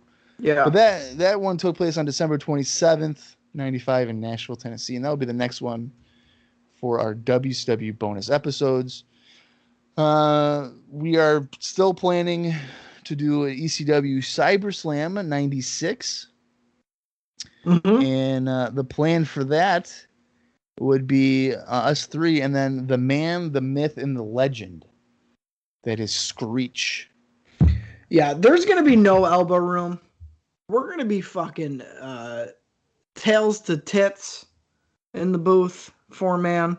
Yeah. So I don't know. We'll see how it goes. Screech is an absolute wild card. You never know what he's going to say. I don't know what he's going to say, and there's no putting a lid on him. I feel like Screech will say all of about 6 words. Really? No. Yeah, I don't know if he's going to be all like, yeah, dude. I don't know if he's going to be like that. Well, if he does talk a lot, which I think he's going to have a lot to say, at least he's going to have a lot of comebacks, as Bob and me and Austin probably pick on him the whole show, because he does have good comebacks. Yeah. But if you thought that our normal podcasts are probably not kid appropriate, bringing Screech on the show is opening a whole nother door. Yeah, that's an after dark special, baby. Yeah. And that's, that why not do it, get extreme as possible with some ECW. It's a perfect matchup. Yeah, maybe he'll tell us a story about hooking up with the prostitute in the church parking lot. So I guess You we'll never have know to ask what him. story he's gonna. That will be fun for an ECW show, I guess, right? You never know what story he's gonna break out. Yeah. He's Yeah. gonna text you about you just saying that, I bet, because I Well, think you might have got some details already. A messed up. lot of that is incorrect. Yeah, I embellished that entire sentence. I don't think any of that. Well, some of that's true, but Well, I don't not. think she was a. Yeah, I don't think she was. No, I don't think she was a prostitute. Regardless. Yeah. All right, you guys got anything else for this bonus episode? Or are we free to escape World War III? Man. I'll tell you what. Dallas, have you seen Starrcade 95 before? I couldn't tell you one way or another, to be honest. I feel you have not. I think there's a good chance I haven't. Well, it is one for me that I've gone back and watched several times. There's a couple of matches I really enjoy on that show. There's a couple of matches I could care less about on that show. So it is a little bit of a mixed bag. It'll be weird because it literally is half Japanese talent. But I don't know. I do enjoy that one. I have gone back and watched it. I know off the top of my head a couple of the matchups that they line out and that sort of stuff. So I am looking forward to this one. I'm glad we have both Halloween Havoc and World War III under our belts because those were some hurdles to get through. So yeah, I am looking forward to the next bonus episode whenever we do sit down to go ahead and do that. As far as WCW goes. Yeah, Starrcade 95 is another show that I don't really go back and watch. So I don't think I've seen this one for at least 15 years. Oh, wow. Shit. Yeah. Okay. All right. I'm not really a fan of, and it's not really a tournament, but when it's like a structured like that, I'm just not a fan of it. Right. Well, points And I system. get If that. you win this, you get a point. Like I don't know. I totally understand that. Yeah. All right. Well, that's all I got for this episode. I think you guys are all set too at this point, right? Yeah. Mm-hmm. All right then. Well, until Starrcade, I'm Bob Conley Jr. They're Dallas and Austin, and this has been Echo Pod. Conquer.